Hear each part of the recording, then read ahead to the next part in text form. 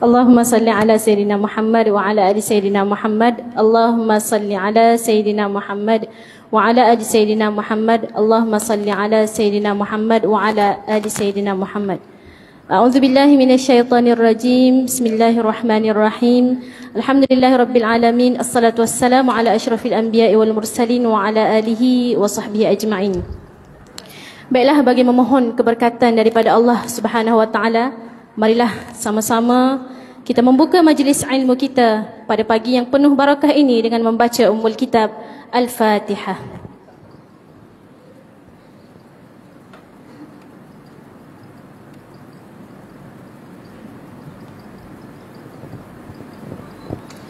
Yang berusaha Al-Fadhil Ustaz Abdullah bin Ismail, Imam Tua Masjid An-Nur Gucil. Yang berusaha Haji Zakaria bin Umar, Imam Muda Masjid An-Nur Gucil. Ahli jawatan kuasa dan seluruh kaki tangan Masjid Bandar An-Nur Gucil, ahli jawatan kuasa kawasan rukun tetangga, ahli jawatan kuasa Kelab Beliawanis Halwanis Kuala Kerai, urus setiap program kuliah duha bersama Ustazah Asma Harun pada hari ini, dan yang amat-amat diraikan para hadirin hadirat sekalian. Dan pastinya yang amat kami muliakan Ustazah Asma Harun yang bersama kita pada hari ini, serta seluruh tim Ustazah yang sudi turun bersama di Kuala Kerai. Baiklah, sebelum kita mulakan kuliah duha kita pada pagi ini, saya nak baca sikit berkenaan dengan Ustazah. Mungkin orang tahu nama Ustazah, tapi mungkin orang tak tahu mana siapa Ustazah nak nyapa hari ni. Baik. Nama beliau pastinya Ustazah Asma Harun ataupun nama singkatan UAH. Baiklah, beliau telah berkahwin dan telah dikurniakan 7 orang anak, berasal dari Terengganu dan menetap di Negeri Sembilan. Beliau memiliki ijazah sarjana muda Syariah Al-Azhar Mesir. Seterusnya beliau menyambung pelajaran dalam master pengajian Islam di Open University Malaysia. Dan Masya Allah, beliau telah memiliki lama dah pengalaman dalam bidang dakwah. Jadi saya tak si kecek banyak lah. Oh, hari ni kita nak dengar Ustazah kecek banyak. Jadi insya-Allah majlis menjemput dan mempersilakan Ustazah untuk menyampaikan kuliah duha perdana di Masjid An-Nur Gucil pada hari ini. Dijemput dan dipersilakan.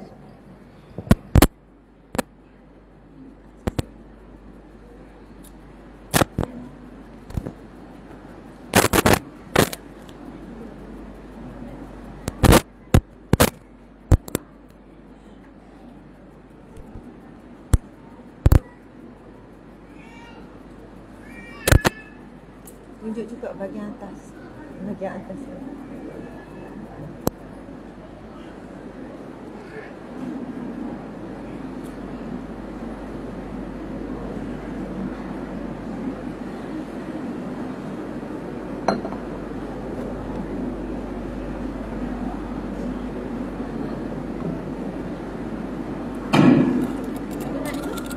Apa nak ni? Boleh belakang? Boleh belakang. Nama siapa? Nama saya Najat. Najat, Masya Allah. Ustazah Najat.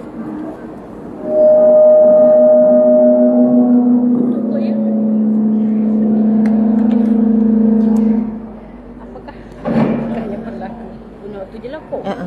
Betul. Kalau awak ni saya kadang mulut tak sabar. Selesa awak ni. Subhanallah, subhanallah.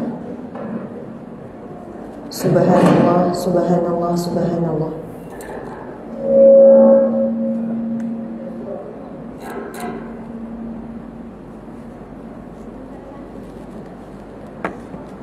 Kali ni boleh duduk sebab meja ni selesa. Tak, okey. Memang molek dah. Sebab ada setengah tempat dia punya restroom ni, tempat meja kuliah ni dia tinggi. Jadi saya kena berdiri. Tapi ni alhamdulillah sedang molek. Masya-Allah.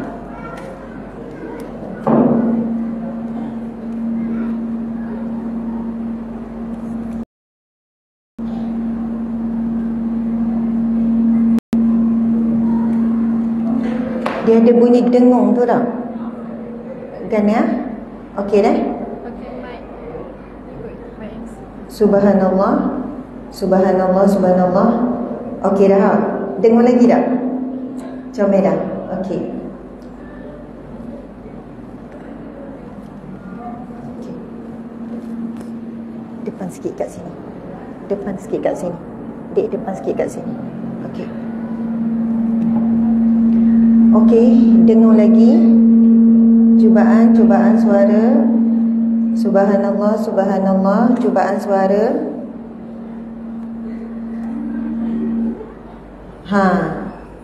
Okey dah kan?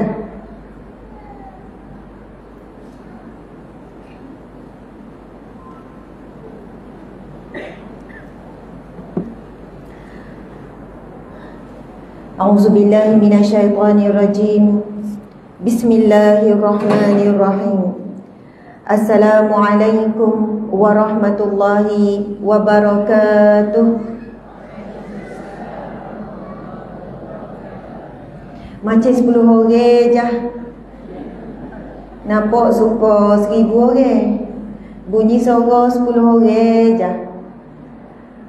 Kau memang orang kepala keren ni lembut-lembut lah kau. Kecek, semua tak kecek. Kalau kat rumah suara lagu mana? Kuat ke, slow ke, tak bunyi ke? Macam tak ada orang dalam rumah tu. Kalau pagi-pagi suara orang puai biasanya lagu mana? Kalau kejut suami, kejut anak-anak, boleh gegar tak rumah tu? Gegar tak? Masya Allah, serumah dengar. Tak payah guna speaker kalau ada 5 bilik, 5 bilik dengar berapa. Jadi Masya Allah, sekali lagi Amba Bumi Saleh, kita sama-sama jawab. Sebab salam itu adalah satu ibadah. Dalam salam itu ada doa. Dan di antara hadis Nabi SAW berkenaan dengan tanda akhir zaman, Nabi sebut sesungguhnya di antara tanda-tanda akhir zaman, manusia ataupun umat Islam ini hanya memberi salam kepada orang yang dia kenal sahaja. Beri salam tu pada orang yang dia kenal saja. Dan hari ini bahkan lebih dahsyat, orang kenal pun kita tak bagi salam. Tengok daripada jauh, lagi mana tu? Mana tu pagi-pagi ni? Yang kenal pun kita dah tak bagi salam. Kalau bagi salam pada orang yang kita tak kenal, orang tengok atas bawah. Mak cik ni nampak macam betul tapi tak bersihat. Semua orang lalu dia misalnya, pelik mak cik ni. Sampai tahap tu dah hari ini, dekatnya kita dengan kiamat. Kalau tak percaya, cubalah. Sini mana pasar raya besar sekali? Mana? Kalau pasar raya besar sekali, kedai-kedai besar sekali, ada tak? Pantai Timur. Semua gini ustaz kita ni. Terahlah pergi Pantai Timur. Lepas tu pergi masuk pilih-pilih barang tu, semua orang waktu kita jumpa, kita beri salam. Assalamualaikum. Assalamualaikum. Assalamualaikum. Orang kata supaya YB siapa ni? Misalnya belakang kok orang. Pas sudah orang pun tengok. Kenal kok? Orang akan tanya soalan, kenal kau? Siapa? Tak kenal, saja bin Saleh. Oh, okey. Tak lama mungkin ada orang kata, mak cik tu nampak lawa atas ada bawah. Nampak betul, beg nampak mahal. Kasut pun nampak molek, tak apa-apa sihat rupanya. Betul ke tidak? Sebagaimana yang hadis Nabi sebut. Yang malam tadi saya ada baca, tajuk malam tadi adalah tanda-tanda kiamat. Yang mana umat Islam akan memberi salam kepada orang yang dia kenal saja, bahkan lebih dahsyat pada orang kenal pun kita tak bagi salam. Sedangkan salam ini adalah satu syiar yang sangat besar dalam Islam. Kalau Mak Saleh, dia jumpa, dia ucap good morning, good evening, selamat pagi, selamat petang, selamat malam, apa khabar, how are you? Itu adalah menyapa dalam agama lain ataupun dalam budaya lain. Tapi dalam Islam, siapa yang ucap salam, diangkat martabatnya. Siapa yang jawab salam, besar sangat pahalanya. Dan perihal beri salam dan jawab salam ini disebut di dalam Al-Quran. Yang mana Allah perintahkan apabila kamu diberi salam, kamu kena jawab yang lebih baik. Kalau saya bagi salam, Assalamualaikum, muslimat jawab, Waalaikumsalam warahmatullah. Kalau saya bagi salam, Assalamualaikum warahmatullah, muslimat jawab, Waalaikumsalam warahmatullahi wabarakatuh. Kalau saya bagi salam, Assalamualaikum warahmatullahi wabarakatuh, muslimat jawab, Waalaikumsalam warahmatullahi wabarakatuh waridwanum. Kalau muslim saya bagi salam, Assalamualaikum warahmatullahi wabarakatuh waridwanum, muslimat jawab, Waalaikumsalam warahmatullahi wabarakatuh waridwanum wa maghfiratuh. Ustazah tak ingat. Warahmatullahi wabarakatuh boleh lagi, tambah lebih tak dah. Tak apa. Kita kena faham salam hukumnya adalah sunat yang sangat dituntut. Menjawabnya adalah wajib. Sebab itu boleh jadi tadi masa saya bagi salam, ada yang tepuk lagi pipi. Betul dok ni ya. Ustazah Asma duduk depan ni. Contohlah. Ataupun terpinga-pinga, wallahualam, dia tak sedar yang saya telah memberi salam, lalu menjawab tanpa perasaan ataupun tak sedar tidak dijawab. Salam merupakan satu doa. Nabi SAW bersabda, ad-du'a'u mukhul ibadah, ad-du'a'u silahul mu'minin. Doa adalah kepala kepada ibadah. Sebab itu salat dari sudut lughah, dari sudut bahasa, kalau tengok kamu bahasa Arab, as-salah, ad-du'a, salat itu adalah doa, pengharapan, permintaan, pengaduan kita kepada Allah. Nabi sebut solat, doa itu adalah senjata orang mukmin, orang beriman. Orang beriman ciri-cirinya suka berdoa. Dan bila berjumpa dengan saudaranya suka saling mendoakan.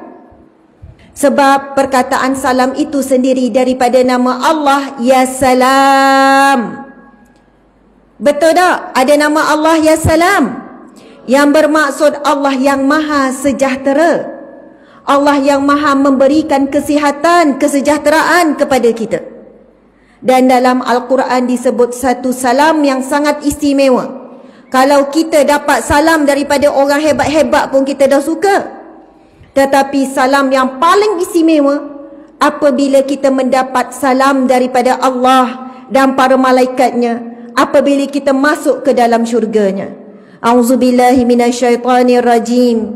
Salamun alaikum bima sabartum.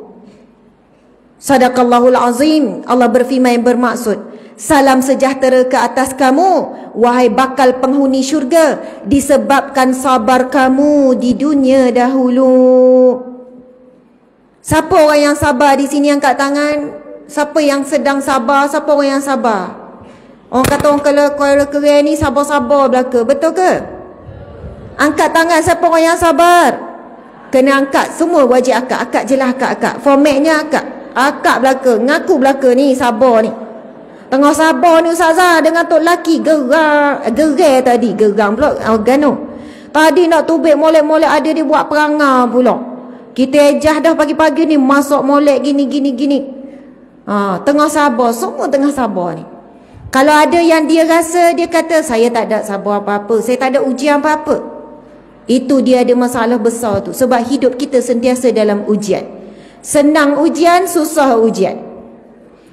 Kita diuji dengan senang, sejauh mana kita jadi hamba Allah bersyukur. Kita diuji dengan musibah, sejauh mana kita jadi hamba Allah yang sabar. Masya Allah. Muslimin, muslimat yang dimati Allah sekalian, Allah Subhanahu wa taala berfirman lagi, yauma la yanfa'u malun wala banun illa man atallaha biqalbin salim. Sedih saya bila baca firman Allah ni. A'udzubillahi minasyaitonir rajim. Yauma la yanfa'u malun wala banun illa man atallaha biqalbin salim. Allah berfirman, yaumala, di hari, iaitu hari kiamat, hari akhirat, la yanfa'u malun wala banun, yang tidak ada manfaat sedikit pun, tak boleh bantu kamu sedikit pun. Sama ada harta kamu, anak pinak kamu, sedikit pun tidak boleh membantu kamu. Illa, kecuali Allah kata, man atallaha biqalbin salim, yang datang bertemu dengan Allah pada hari tersebut dengan jiwa yang sejahtera, salim, salam. Sebab itu bila ada orang beri salam, kita perlu sambutnya dengan gembira, dengan menjawabnya dengan lebih baik daripada orang beri salam pada kita. Sebab orang yang sedang memberi salam sedang mendoakan kita apa? Assalamu, kesejahteraan, alaikum, ke atas kamu, warahmatullah, rahmat Allah ke atas kamu, wabarakatuh, dan barakah Allah ke atas kamu. Bila ada yang memberi salam kepada kita dengan salam tersebut, orang tersebut sedang mendoakan kita 3 perkara yang paling kita perlu dalam seumur hidup, yang sangat kita perlu saat dalam kubur, dan sangat kita perlu bila di hari kiamat kelak. Inilah 3 perkara yang kita perlu. Kalau kita dapat, kita akan selamat dunia, dalam kubur, sampai mahsyar. Yang pertama, kita perlu kesejahteraan, keselamatan, hidup dunia dan akhirat. Warahmatullah, kita perlu rahmat Allah.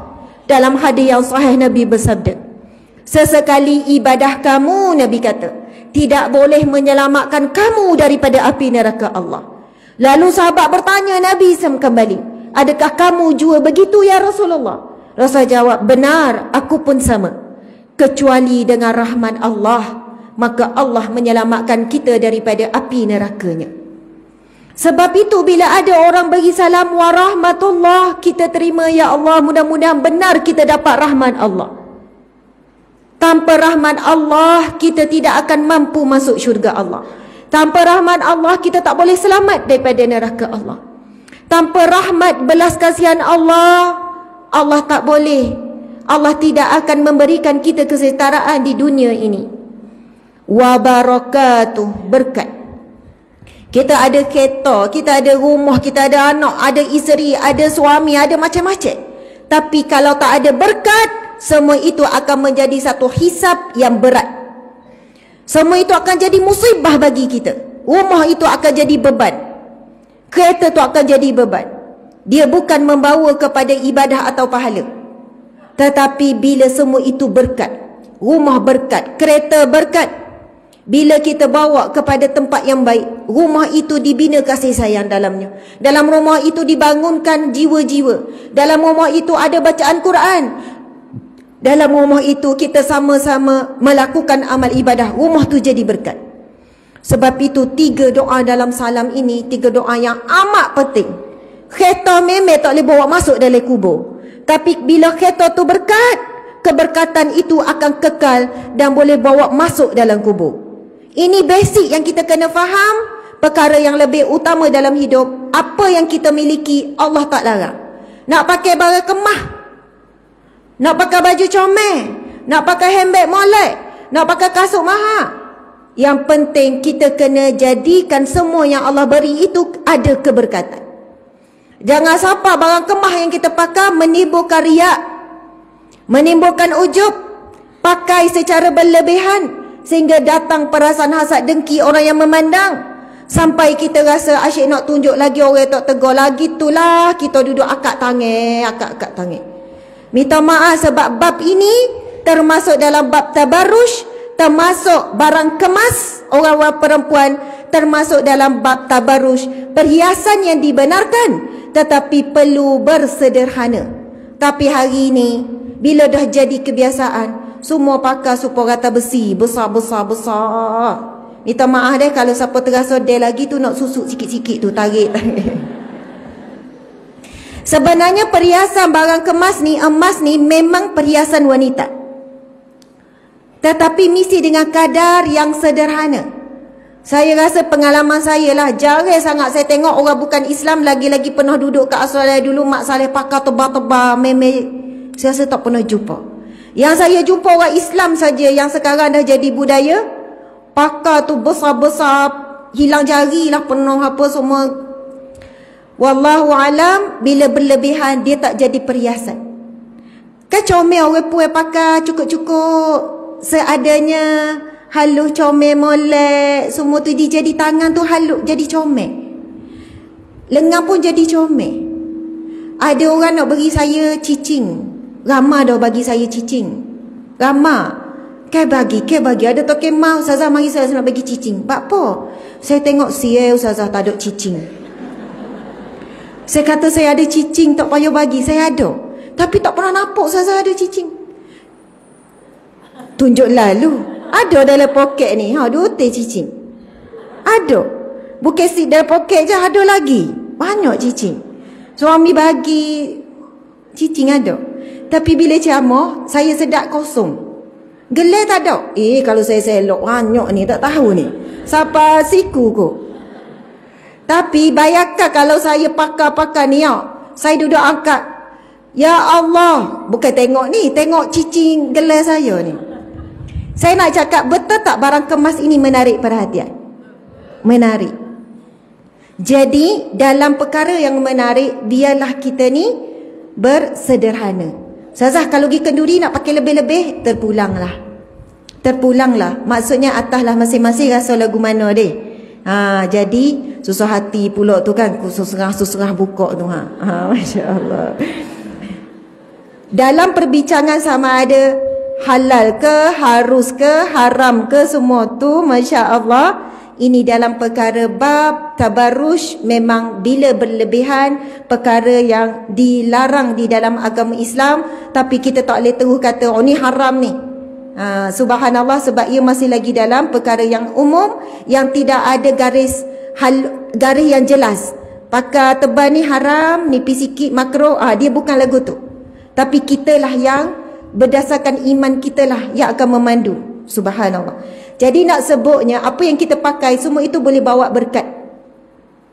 Kalau suami saya kata tak payah tunjuklah, biar dia seorang je tengok saya pakai berkemah, itu yang saya kena susuk belaka tu. Kalau cicing kata tak apa, walai itu susuk.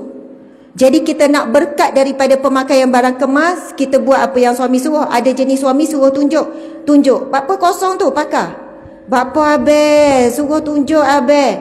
Nanti orang kata abe ni kedekuk tok wi ke demo bagi kemah. Tak apa, sebenarnya tak apa pakai, sebab pakai perhiasan yang dibenarkan untuk diperlihatkan, tetapi kadar sederhana. Kadang-kadang barang kemas itu jadi maruah seorang suami. Kadang-kadang suami rasa bila isteri dia pakai, dia pun rasa macam dia ni seorang suami yang memenuhi kehendak dan keperluan isteri. Jadi kupah pasal tu pula dah. Saya ni nak bagi salam ni. Sebenarnya tu mukadimah sebelum bagi salam. Tadi tu kan jawab salam slow. Kita nak bagi salam lagi sekali ya, muslimin muslimat. Sekarang kita dah faham betapa besarnya kedudukan salam. Jadi saya nak bagi salam muslimin muslimat, tapi kebanyakannya muslimat ni jawab dengan khusyuk daripada hati, jawab dengan jelas. Sebab itu doa, saya juga doa daripada hati untuk muslimat sekalian. Mohon muslimat juga balas doa itu daripada hati.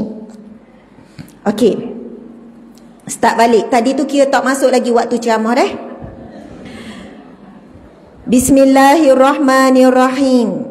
Assalamualaikum warahmatullahi wabarakatuh.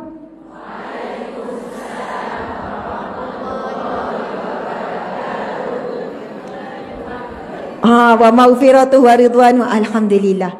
Tadi supaya 10 orang, sekarang barulah supaya 10,000 orang. Masya Allah. Yang sedang menonton 3.3 dengan 2.7 lebih kurang dalam 6,000. Kita ada sekarang ni 6,000 yang sedang sama-sama menonton secara live melalui FB dan juga TikTok. Masya Allah. Kita sedang bersiaran di mana? Nanti kita akan baca. Alhamdulillah, muslimin muslimat. Penganjur ialah Masjid Bandar Anur Gucil, Kuala Kerai, Kelantan. Masya Allah. Terima kasih kepada Ustazah Najat yang mempengerusikan majlis. Terima kasih kepada Tuan Haji Muhammad Harif bin Ghazali, pengerusi Masjid Bandar Anur Gucil. Ustaz Abdullah bin Ismail Timbalan, pengerusi merangkap Imam Tua Masjid Bandar Anur Gucil. Tuan Haji Zakaria bin Omar Setiausaha merangkap Imam Muda Masjid Bandar Anur Gucil. Wasa hati Imam Tua kan? Imam muda. Tak apa belaka. Kedua-duanya sama. Dakwah hati ni. Masya Allah. Hebat ni. Walaupun usia emas, masih jadi imam lagi. Barisan Ahli Jawatankuasa Masjid Bandar Anur Gucil, Ahli Jawatankuasa Kawasan Rukun Tenangga, Ahli Jawatankuasa Kelab Belia Wanis Halwanis Kuala Kerai. Urus dia program kuliah duha perdana. Muslimin muslimat yang dikasihi sekalian, yang sedang hadir dan juga yang sedang menonton. Ada yang datang daripada jauh, ada yang datang daripada dekat. Ada tak yang luar daripada Kuala Kerai? Angkat tangan. Luar daripada Kuala Kerai. Oh, aduh, daripada mana tu? Sebelah Kuala Kerai, lagu tu lah lebih kurang. Kelantan jugalah kau. Ada tak luar daripada negeri Kelantan? Subhanallah. Itu Puan Kasih Zita tu daripada Pulau Pinang. Bukan sebab kebetulan dia turun tak. Dia memang turun khas untuk hadir majlis ilmu di sini. Beliau seorang ibu kepada 7 orang anak. Ibu berdikari. Bawa kereta sendiri ke? Drive sendiri bawa anak-anak daripada Pulau Pinang. Pulau Pinang sebelah Kelantan kau lagu mana? Berapa jarak Pulau Pinang ke sini? Berapa? Neje 8. Oh ya? Daripada Pulau Pinang 4 jam lebih? 5 jam lah. Masya Allah, 5 jam. Dahsyat. Masya Allah, Allahu Akbar. Alhamdulillah, muslimin muslimat dimati Allah sekalian. Kita akan mulakan kuliah kita ini yang membawa tajuk Bercinta Cara Nabi. Sebelum ini lain ke? Sebelum ni dapat tajuk lain. Tapi malam tadi sempena Maulidul Rasul, saya minta tukar kepada tajuk berkenaan dengan Nabi Muhammad sallallahu alaihi wasallam. Sekarang ni kita dah masuk Rabiul Awal. Sedar tak sedar Rabiul Awal, betul tak? Ini adalah bulan kelahiran Nabi sallallahu alaihi wasallam. Jadi saya minta kepada program-program di Kelantan, kita cuba ubah tajuk biar berkaitan dengan Nabi sallallahu alaihi wasallam. Muslimin muslimat sekalian, sebelum itu kita akan kupas dulu tentang kewajipan kita mencintai Nabi sallallahu alaihi wasallam. Mencintai Nabi hukumnya adalah wajib. Apa hukum cinta Nabi? Wajib. Siapa tak mencintai Nabi, dia akan diseksa dengan balasan yang berat, dan itu dikira orang yang fasik, berdosa besar, orang yang tidak ada di dalam hatinya mencintai Nabi, mencintai Allah. Hukum mencintai Nabi wajib. Dan siapa yang tidak mencintai Nabi Muhammad sallallahu alaihi wasallam akan diberikan hukuman azab yang berat oleh Allah, dan mereka itu di kalangan orang yang fasik. Ini bukan saya cakap, bukan para alim ulama cakap, bukan Nabi Muhammad yang cakap, tetapi Allah Subhanahu wa taala sendiri yang berfirman di dalam Al-Quran. Kita baca. Ini disebutkan di dalam surah At-Taubah ayat yang ke-24. Surah At-Taubah ayat 24. A'udzubillahi minasyaitonirrajim. Bismillahirrahmanirrahim. Qul in kana aba'ukum wa abna'ukum wa ikhwanukum wa azwajukum wa ashiratukum wa amwalun iftaraftumuha wa tijaratan takhshawna kasadaha wa masakinu tardawnaha ahabba ilaikum minallah wa rasulih wa jihadi fi sabilillah fatarabbasu hatta ya'tiyallahu bi amrih wallahu la yahdil qaumal fasiqin. Firman Allah Subhanahu wa taala yang bermaksud, katakanlah, jika bapa-bapa, anak-anak, saudara-saudara, isteri-isteri dan keluarga-keluargamu serta harta kekayaan yang kamu usahakan dan perniagaan yang kamu khawatiri dan perniagaan yang kamu bimbang, yang kamu duk jaga tu, dan tempat kediaman, rumah-rumah yang kamu sukai, lebih kamu cintai daripada Allah dan Rasulnya dan berjihad di jalannya, maka tunggu sehingga Allah mendatangkan hukum azabnya. Allah tidak memberi petunjuk kepada orang yang fasik. Dalam firman Allah ini jelas antara ciri-ciri orang yang fasik, iaitu orang yang sentiasa berkekalan dalam maksiat. Fasik ni orang yang dia sentiasa dalam melakukan maksiat. Maksudnya berdosa, sepanjang tersebut dia berdosa. Kalau sebut munafik, iaitu orang yang mengaku Islam tapi dalam hatinya menentang Islam. Lidahnya cakap mencintai Allah, beriman pada Allah, tetapi sebenarnya dia tidak percaya kepada Allah. Depan Rasulullah dia kata, ya Rasulullah, aku bersamamu. Dalam hatinya, aku menentangmu. Dan golongan munafik ini telah ada di zaman Rasulullah dengan jumlah yang begitu ramai. Dan golongan munafik ini semakin ramai di zaman sekarang. Kita nampak luar macam orang Islam, dia pun mengaku Islam, dia pun semayang, dia pun puasa, dia pun pakai tutup aurat molek, tetapi dalam hatinya membenci kepada agama Islam. Dalam hatinya benci para alim ulama, benci kepada orang-orang yang nak menegakkan undang-undang Islam. Dan munafik ini kedudukannya kalau dalam neraka lebih rendah daripada orang kafir, di tahap paling bawah, paling dahsyat. Kerana orang munafik lebih bahaya daripada orang kafir.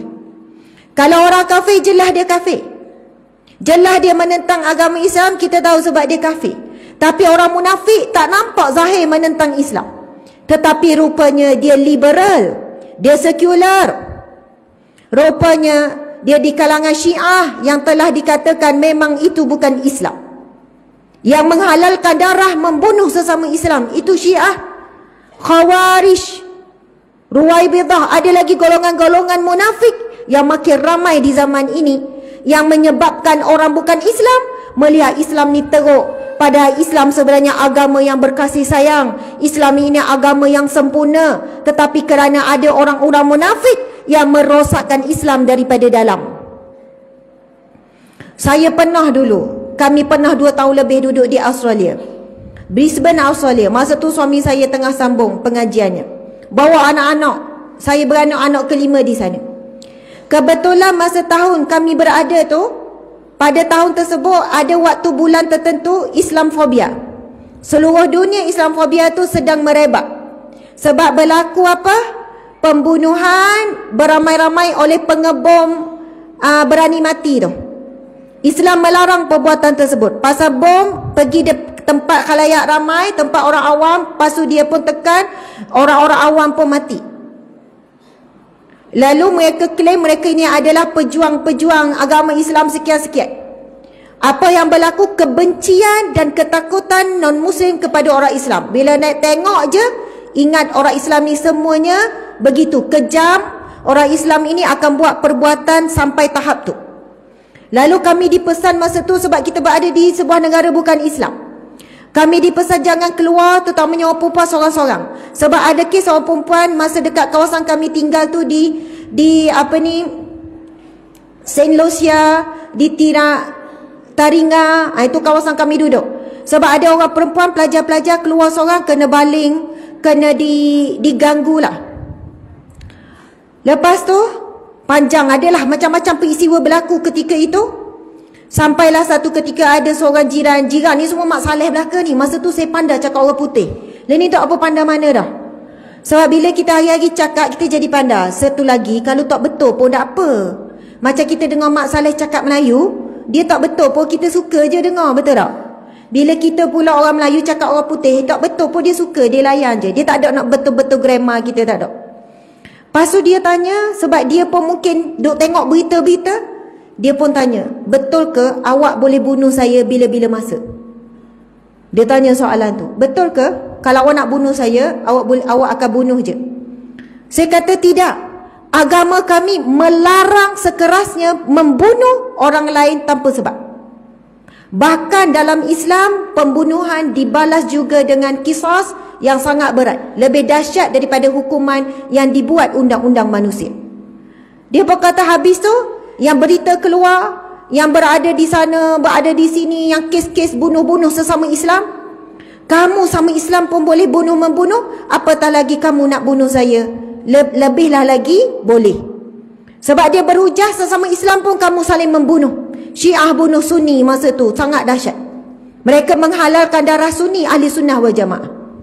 Lepas tu saya pun kata, Syiah, itu bukan Islam. Tahu tak apa masalah tu cakap?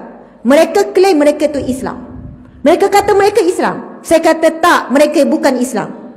Macam mana orang bukan Islam nak boleh terima bila saya kata mereka bukan Islam, sedangkan mereka declare Tuhan mereka Allah, mereka pun sebut Nabi Muhammad juga Nabi mereka dan sebagainya. Itu yang kita kata munafik adalah golongan yang sangat dahsyat. Dia merosakkan Islam daripada dalam sampai menimbul kebencian non-Muslim kepada Islam. Oh, macam ceramah gapo ni ustazah, berat ni. Tapi makcik-makcik faham apa yang saya cuba sampaikan kan? Tetapi firman Allah yang kita bacakan ini adalah orang fasik, iaitu mereka yang di dalam hatinya tidak ada cinta kepada Rasulullah, tak ada cinta kepada Allah. Nabi Allah berfirman, mereka itu tunggulah sehingga Allah mendatangkan hukuman azabnya, iaitu Allah tidak akan memberi petunjuk kepada orang yang fasik. Jadi kita faham bahawasanya mencintai Rasul bukan pilihan, tetapi adalah satu kewajipan. Kita tengok ada banyak lagi hadis-hadis Nabi tentang kewajipan mencintai Nabi. Antaranya adalah Nabi bersabda, "Fawallazi nafsi biyadihi la yu'minu ahadukum hatta akuna ahabba ilaihi min walidihi wa walidihi." Nabi SAW bersabda, demi zat yang jiwaku ada di tangannya, dan tidaklah di antara kamu beriman sehingga aku lebih dicintai daripada orang tua dan anak-anaknya. Maksudnya tahap kita cinta Nabi ni perlu sampai tahap melebihi daripada cinta kita kepada suami. Cinta dan sayang rindu pada Nabi ni kena lebih daripada kita cinta dan sayang daripada suami, isteri, anak-anak, harta benda. Mesti letak Allah dan Rasul nombor satu. Jadi saya nak cerita beberapa kisah. Cerita yang pertama tentang seorang sahabat Nabi, tapi saya lupa nama dia. Saya lupa nama. Sahabat Nabi ni, setiap kali dia berdoa ataupun sebelum dia tidur, setiap kali sebelum dia tidur, dia akan sebut nama Nabi dan dia akan sebut nama semua para sahabat Nabi. Kalau ada 100 orang, 100 orang lah dia sebut. Dia takkan tidur melainkan dia sebut nama Nabi yang pertama, nama ahli keluarga baginda, kemudian nama para sahabat. Lepas sebut-sebut semua, dia akan sebut, ya Allah, aku mencintai mereka ya Allah, dan aku sangat merindukan mereka ya Allah. Matikalah aku malam ini, matikalah aku, matikalah aku. Dan dia tidur dalam kalimah setiap malam minta Allah matikan dia. Sanggup tak kita buat doa ni malam ni? Sebut nama Nabi, sebut nama isteri-isteri Nabi, ahli keluarga Nabi. Ya Allah, matikalah mokcik malam ni ya Allah. Ya Allah, matikanlah, mati. Biarlah mati malam ni. Mitok matilah, mitok mati. Oh, sanggup tak? Oh, Ustazah, rumah baru jah siap. Dapur baru beki. Kereta sebulan lagi kereta baru siapa? Gelar baru minggu lepas beli. Cucu ada baru nak beranak. Tak boleh mati lagi. Tak boleh. Sebenarnya perkataan sahabat Nabi ni, dia sebut begitu adalah yang dikatakan sebagai kata-kata rindu. Ni tak mati tu sebab tak sabar nak jumpa Nabi. Hanya kematian, kemudian hidup kembali di alam barzah, roh boleh bertemu dengan Nabi dan para sahabat yang telah meninggal dunia. Itu adalah syair. Itu adalah kata-kata rindu yang memang daripada hati yang dalam. Soalannya, ya Allah, biarlah mati malam ni kalau mati dapat jumpa Nabi.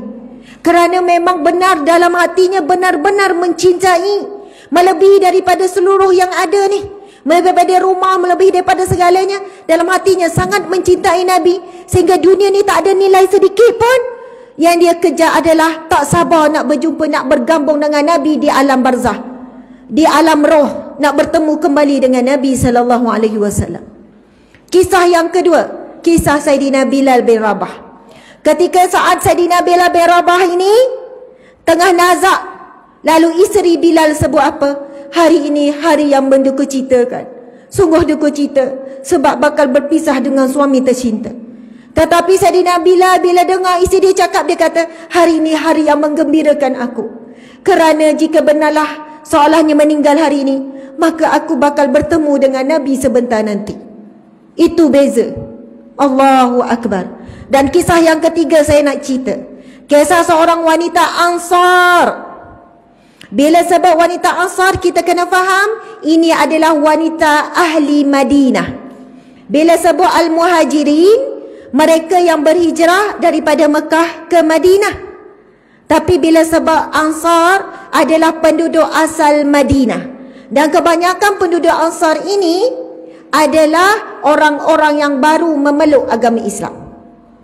Okey, saya ulang lagi sekali. Ini bulan kelahiran Nabi. Kena cerita sikit pasal sejarah. Bila sebut Al-Muhajirin, ibu-ibu sebut Al-Muhajirin. Sebut belaka Al-Muhajirin. Ikut lagi apa yang saya sebut. Al-Muhajirin. Golongan yang berhijrah bersama Nabi daripada Mekah ke Madinah. Al-Ansar adalah penduduk asal Madinah. InsyaAllah boleh ingat dah. Jangan balik tukar. Tengah jalan sebut Muhajirin ni, Ansar ni, balik rumah, abai-abai, kita nak royak ni abai. Abai tak pergi kuliah, pada atas je. Kita nak royak ni. Al-Mujahirin dah, tukar dah. Pada Al-Muhajirin. Okey, kita kena ingat macam ni. Al-Muhajirin hijrah, orang yang berhijrah Mekah ke Madinah. Al-Ansar, Ansar ni maksudnya daripada perkataan Nasrun. Nasrun ini pertolongan. Al-Ansar ialah orang yang memberi pertolongan. Bila Al-Muhajirin pindah daripada Mekah ni, dia tinggalkan semua demi membuktikan cinta kepada Allah dan Rasulnya. Ramai di kalangan penduduk Mekah yang berpindah tu, mereka yang kaya raya ketika di Mekah. Mereka yang ada kebun yang sangat luas, perniagaan yang maju, mereka ada peternakan yang banyak, mereka ada isteri, mereka ada anak, mereka ada perniagaan yang kukuh.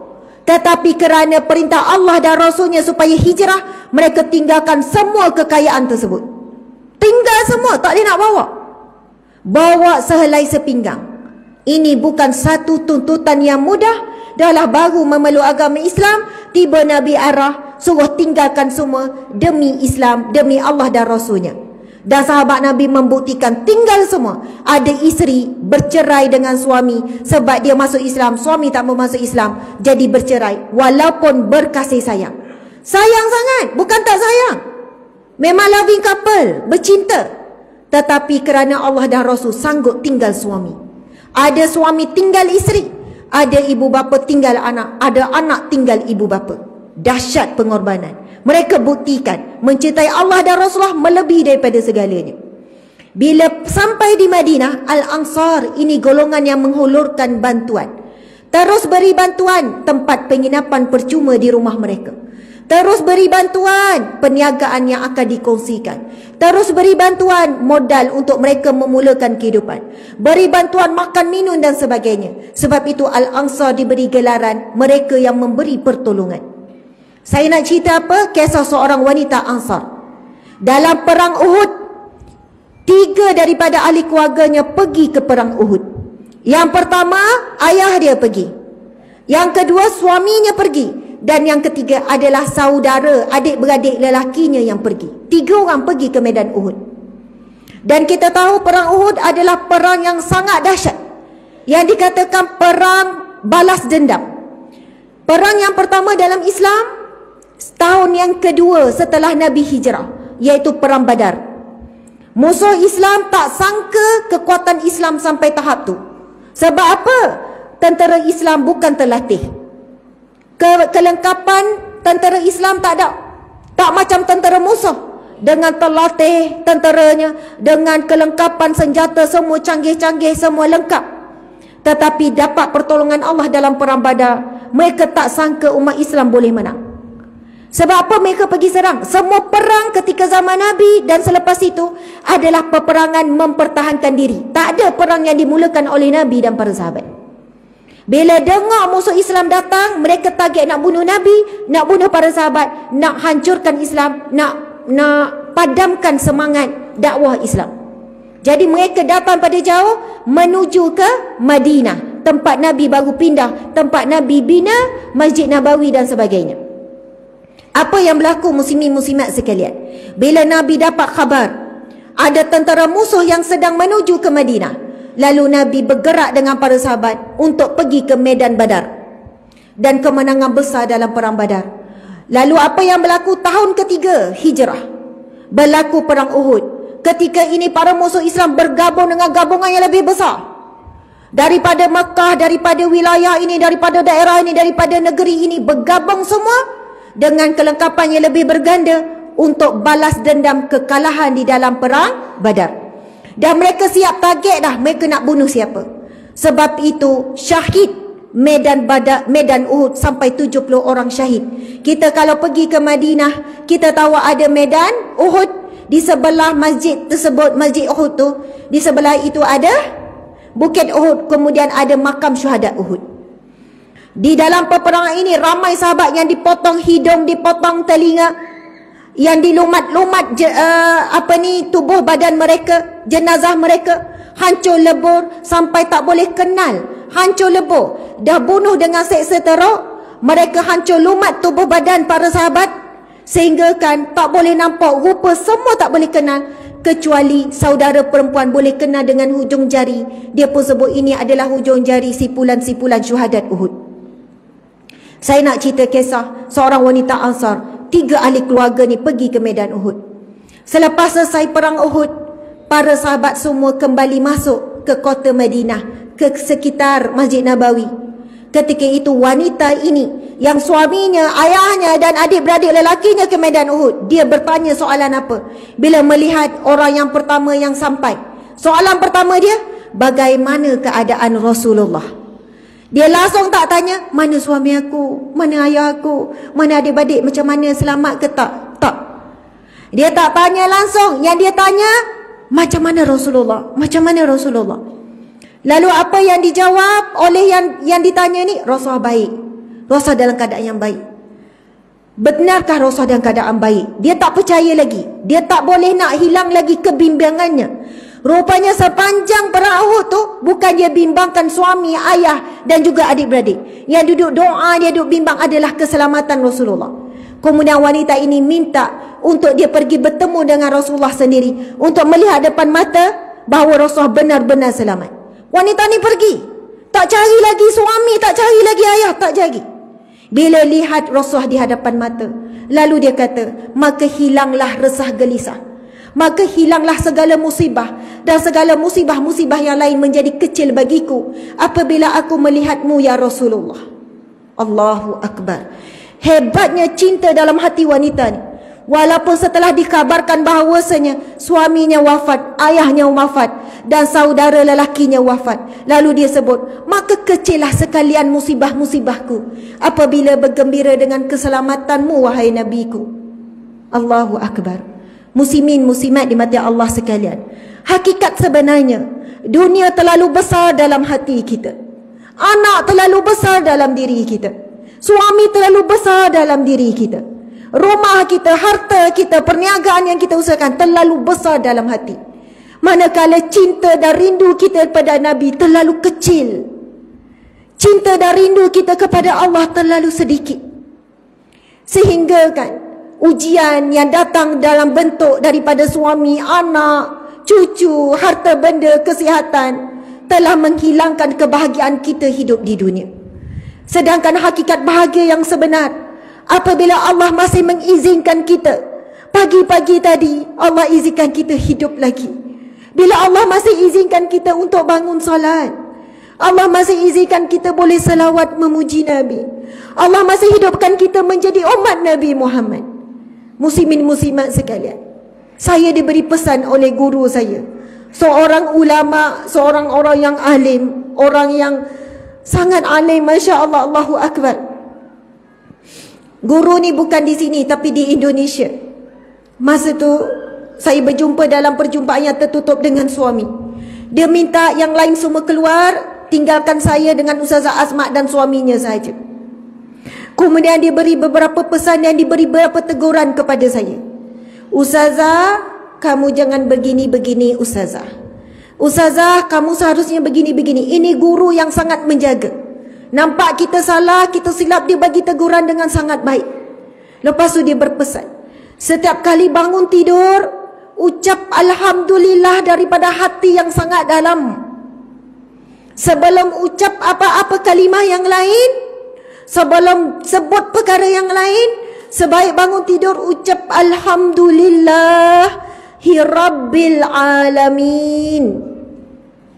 Dan memang itu pun doa yang Nabi ajar. Alhamdulillahillazi ahyana ba'dama amatana wa ilaihin nusyur. Segala puji bagi Allah yang telah menghidupkan aku setelah mematikan aku, dan kepadanya lah aku kembali. Perkataan Alhamdulillah yang Nabi ajar. Dia kata, Ustazah, bangun daripada tidur dengan dalam keadaan yang sedar, duduk sekejap, ucap Alhamdulillah. Alhamdulillah masih hidup. Alhamdulillah masih lagi boleh berbakti pada suami. Alhamdulillah masih lagi boleh meneruskan tanggungjawab dakwah hari ini. Alhamdulillah masih lagi mohon ampun dengan dosa-dosa yang lalu. Alhamdulillah, Alhamdulillah. Ustazah bayangkan kesyukuran yang sebenar-benarnya di awal pagi. Lepas tu kemudian masuk tandas, bersih-bersihkan diri. Bila keluar barulah mula dengan istighfar. Itu yang dia pesan. Ingat, bangun dengan Alhamdulillah. Lepas kita dah bersih-bersihkan diri, sambil-sambil kita mungkin nak pakai telekong, mungkin kita nak buat apa-apa, nak pergi kejutkan apa sekian-sekian, kita mula, barulah kita pergi kepada zikir istighfar. Bukannya wajib terpulanglah nak istighfar dulu kena apa, tapi ini cuma pesanan. Bila saya cuba amalkan, saya boleh faham kenapa. Ucap syukur dulu. Allah SWT berfirman, la in syakartum la azidannakum. Sekiranya kamu bersyukur, pasti kami akan tambahkan nikmat ke atasmu. Wa la in kafartum inna azabi lasyadid. Kalau kamu kufur dengan nikmatku, maka nanti kalau azabku yang amat pedih. Itu firman Allah. Jadi bila pagi-pagi kita dah mula dengan syukur, maka seterusnya Allah akan beri nikmat, nikmat, nikmat. Kejut anak pemudah, nikmat. Kejut suami pemudah, nikmat. Anak-anak semua pandai bersiap sendiri pergi sekolah, nikmat. Maksudnya mula dengan syukur, Allah akan beri nikmat, nikmat, nikmat selepas itu. Kemudian kenapa istighfar? Supaya Allah ampuni dosa kita yang semalam. Hari ini hari yang baru. Kita nak mulakan hari kita dengan suci daripada dosa-dosa yang semalam. Jadi hari itu kita mula dengan dalam keadaan ditambah nikmat, dalam keadaan diampunkan dosa. Allahu Akbar. Masya Allah. Allahu Akbar. Cuba buat. Perasaan tu sangat luar biasa. Bila pagi-pagi mula dengan Alhamdulillah ya Allah hidup lagi. Cuba sebut ayat tu bila bangun tidur. Lepas baca doa tidur, Alhamdulillah hidup lagi. Saya kadang tu pegang, hidup lagi. Alhamdulillah hidup lagi. Alhamdulillah, mari ada banyak marah anak, hari ni boleh cover lagi. Alhamdulillah, mari jawab mulut dengan suami, hari ni boleh cover lagi. Minta maaf molek, cuba lagi, tak buat lagi perkara semalam. Bila hari sehari Allah bertambah, semakin bertambah lagi peluang-peluang yang kita mungkin tak dapat kalau kita mati. Allahu Akbar. Muslimin muslimat yang dirahmati Allah sekalian, kau nak cerita tentang kisah para sahabat, para salafus soleh, bukti cinta pada Nabi, jauh jelak. Kalau orang Ganu panggil jauh jelak, orang Kelantan sebut apa? Sama juga. Maksudnya jauh sangat perbezaan kita dengan mereka. Itulah jawapan kenapa kita ini mudah sangat nak sedih, nak sentap, nak kecil hati, nak sensitif, nak tertu pasal, nak moody. Rupanya hati kita ini terlalu rapuh, terlalu besar cinta terhadap dunia. Kalau benar kita cintakan Nabi, cintakan Allah, cintakan syurga, semua ujian-ujian dunia ni jadi kecil. Sebab syurga Allah itu lebih besar, redha Allah lebih besar. Sebab itu kita kata apa? Segala nikmat dunia ini kalau kita tak dapat, tapi dah waktu yang sama kita dapat sujud pada Allah, itu adalah segala-galanya. Tapi kalau semua ada seorang ni dapat semua nikmat dunia, suami cukup lekat, anak cukup lekat, harta cukup lekat, semua anak semua molek, tetapi dalam hatinya tidak ada Allah dan Rasulullah, sebenarnya dia tidak memiliki apa-apa bahagian nikmat dunia. Sebab nikmat yang paling utama bila kita boleh sujud kepada Allah, boleh zikrullah, boleh sayang dan cinta kepada Nabi Muhammad sallallahu alaihi wasallam. Muslimin muslimat dimati Allah sekalian, manusia dalam hari ini lebih kurang 7 bilion, 6 bilion dekat 7 bilion. 7 bilion. Umat Islam lebih kurang dalam 2.8 bilion, bawah 3 bilion. Kristian masih lagi agama nombor 1.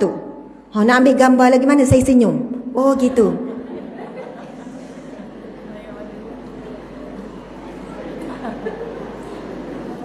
Patutlah ada betul-betul ambil gambar. Ke ambil. Rupanya dia tak boleh nak ambil gambar awak betul molek. Sebab semua duk nganga. Jadi duk comel kalau dia nak share dalam FB. Okey. Baik. Lepas ni halal dah. Kalau dia mari halal. Dia dah boleh dah gambar dia. Muslimat sekalian, Masya Allah, Kristian masih lagi agama nombor 1 di dunia pada hari ini. Islam nombor 2. Tetapi pengkaji-pengkaji agama mendapati Islam agama paling cepat berkembang pada hari ini. Sehingga ada beberapa gereja di negara bukan Islam telah bertukar menjadi masjid. Maksudnya gereja tu tak nak hidup dah. Akhirnya kawasan di situ semua kebanyakan orang Islam kemudian diubah ataupun dirobohkan, dibina masjid.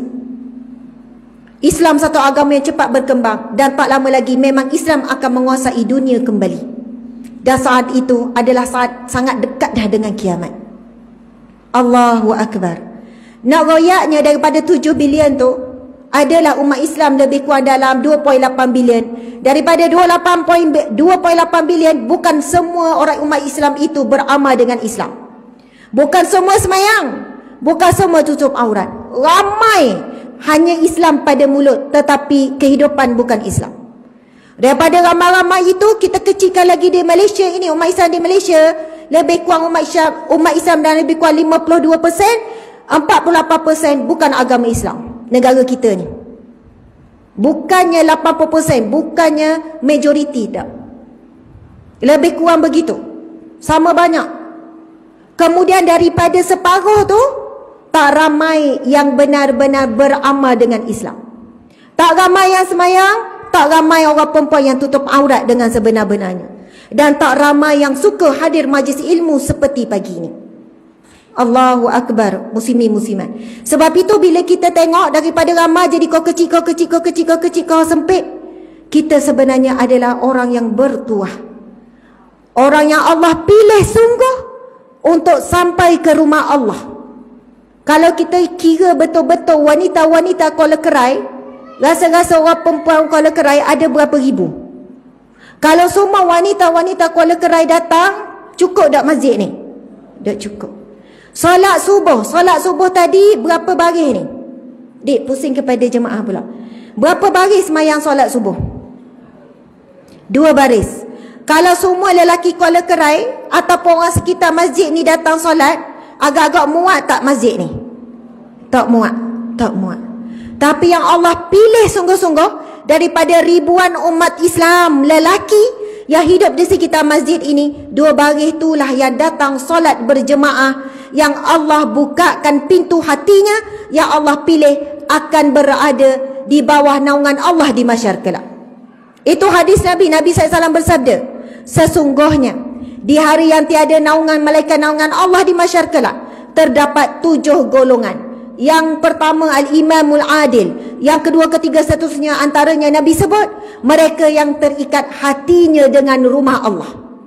Dalam ramai-ramai lelaki, ramai-ramai muslimin muslimat yang hidup di sekitar masjid ini, ribu-ribu, boleh jadi puluh ribu ataupun ratus ribu, yang dipilih yang betul-betul terikat hatinya dengan masjid sangat sedikit. Dan ini adalah golongan yang bakal masuk syurga tanpa dihisap, iaitu VIP Allah di mahsyar. Di mahsyar kelak ada VIP Allah, ada tetamu-tetamu yang Allah akan muliakan. 7 golongan yang akan berada di bawah naungan Allah. Orang lain dahaga, dia selesa. Orang lain berpanas, dia dalam keadaan yang baik. Satu-satunya adalah hati yang terikat dengan rumah Allah. Hati yang terikat. Dan alhamdulillah muslimin muslimat, pagi Jumaat yang barakah ini Allah kumpulkan kita di rumah Allah ini. Ini bukan satu kurniaan yang biasa-biasa. Sebab dalam ramai-ramai Allah pilih kita muslimin muslimat. Masya Allah. Okey. Subhanallah. Sebenarnya masa kita dah habis. Betul tak ni? Sekarang pukul berapa? 10.30. 10.28. Kalau ikutkan sepatutnya habis pukul berapa? Saya diberi masa 1 jam. Sedang molek lah ni 1 jam. Start 9.30 habis 10.30. Oh, 1 jam dah. Rasa lama ke rasa baru? Betul, saya rasa macam lama dah, macam 2 jam dah. Okey, boleh ke lebih masa sikit? Boleh, ha? Masya Allah, muslimin muslimat dimati Allah sekalian, kita nak masuk tajuk kita. Baru masuk tajuk.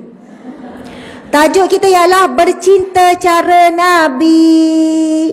Bercinta cara Nabi sempena Maulidur Rasul, bulan kelahiran Nabi ni. Tapi kita dah masuk tadi. Kita dah baca dalil wajibnya mencintai Nabi.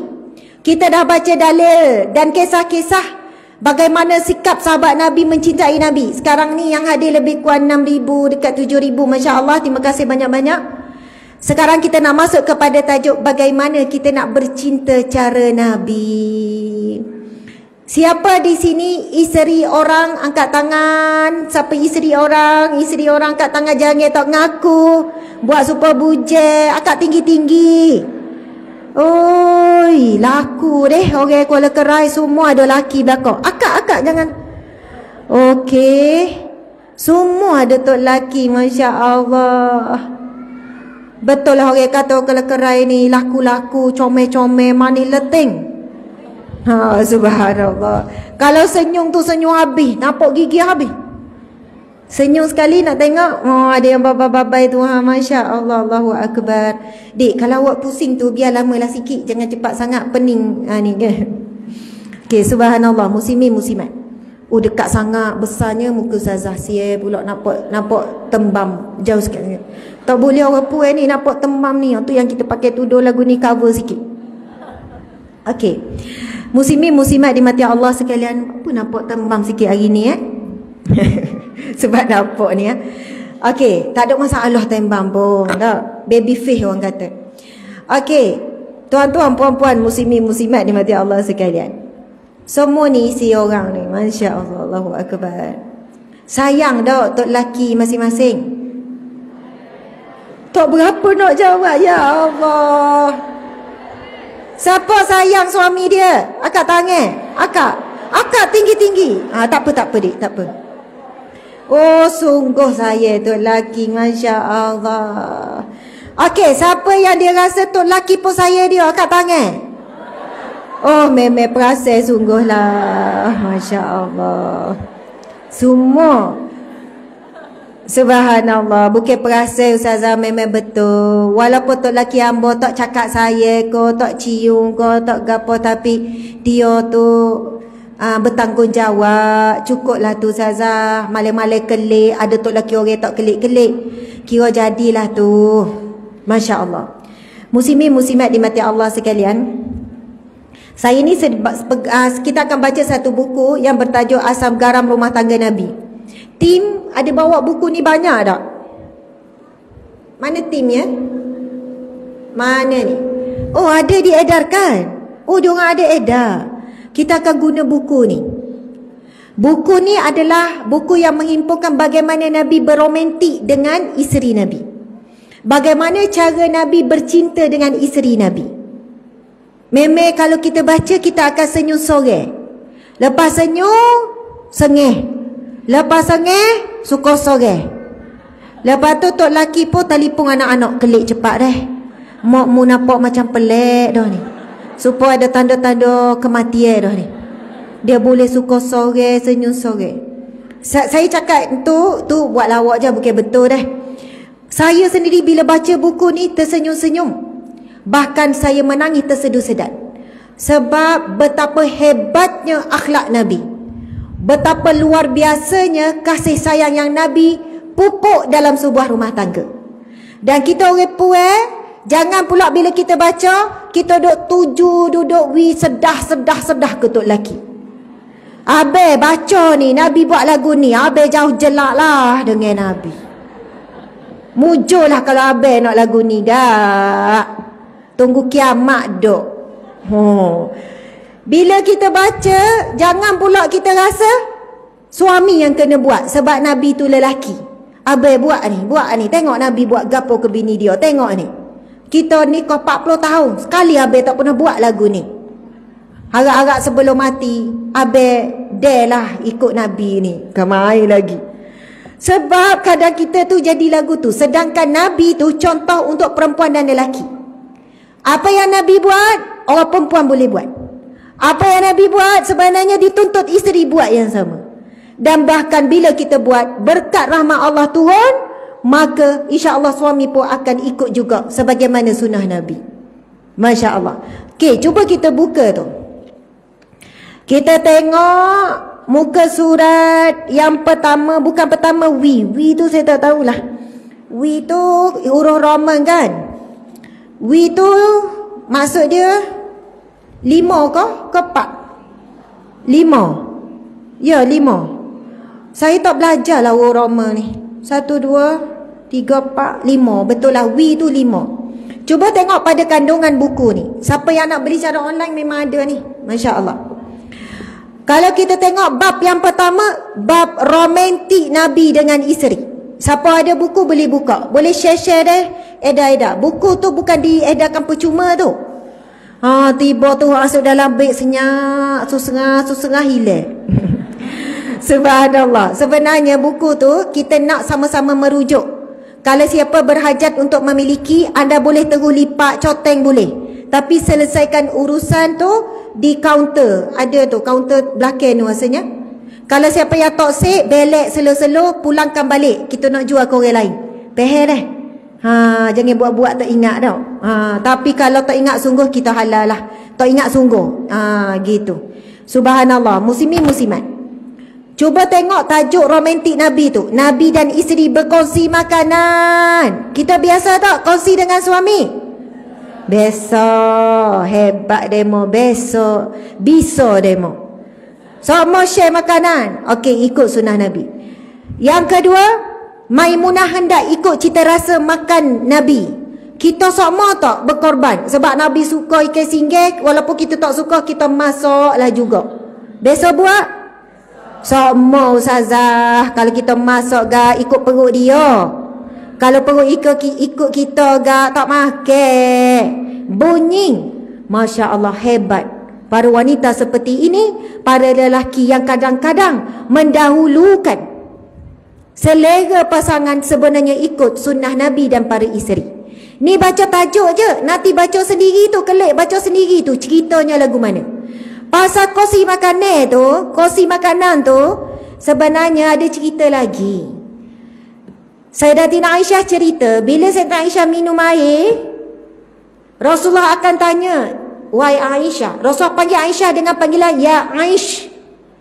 Walaupun yang glamour disebut Humairah, tetapi yang lebih sahih, Nabi panggil Sayyidatina Aisyah dengan Ya Aish.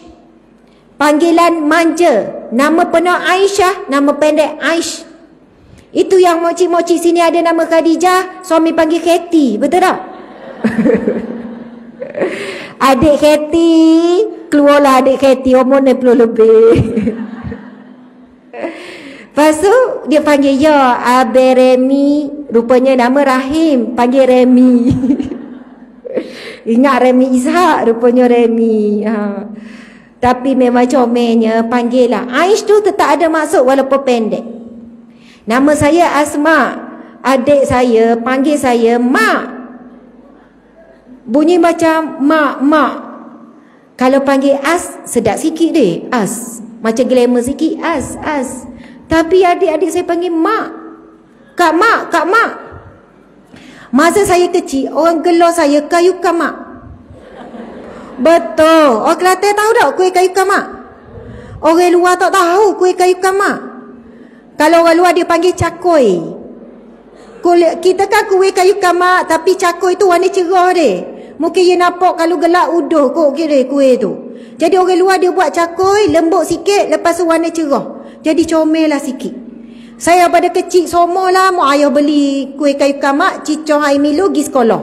Betul tak? Kau tak tahu kuih kayu kamak? Orang Kelantan tak panggil kayu kamak? Cakui. Oh, tapi peher bila saya sebut kayu kamak tu. Tak peher. Cakui tu kalau orang Terengganu panggil kuih kayu kamak, pelik tau.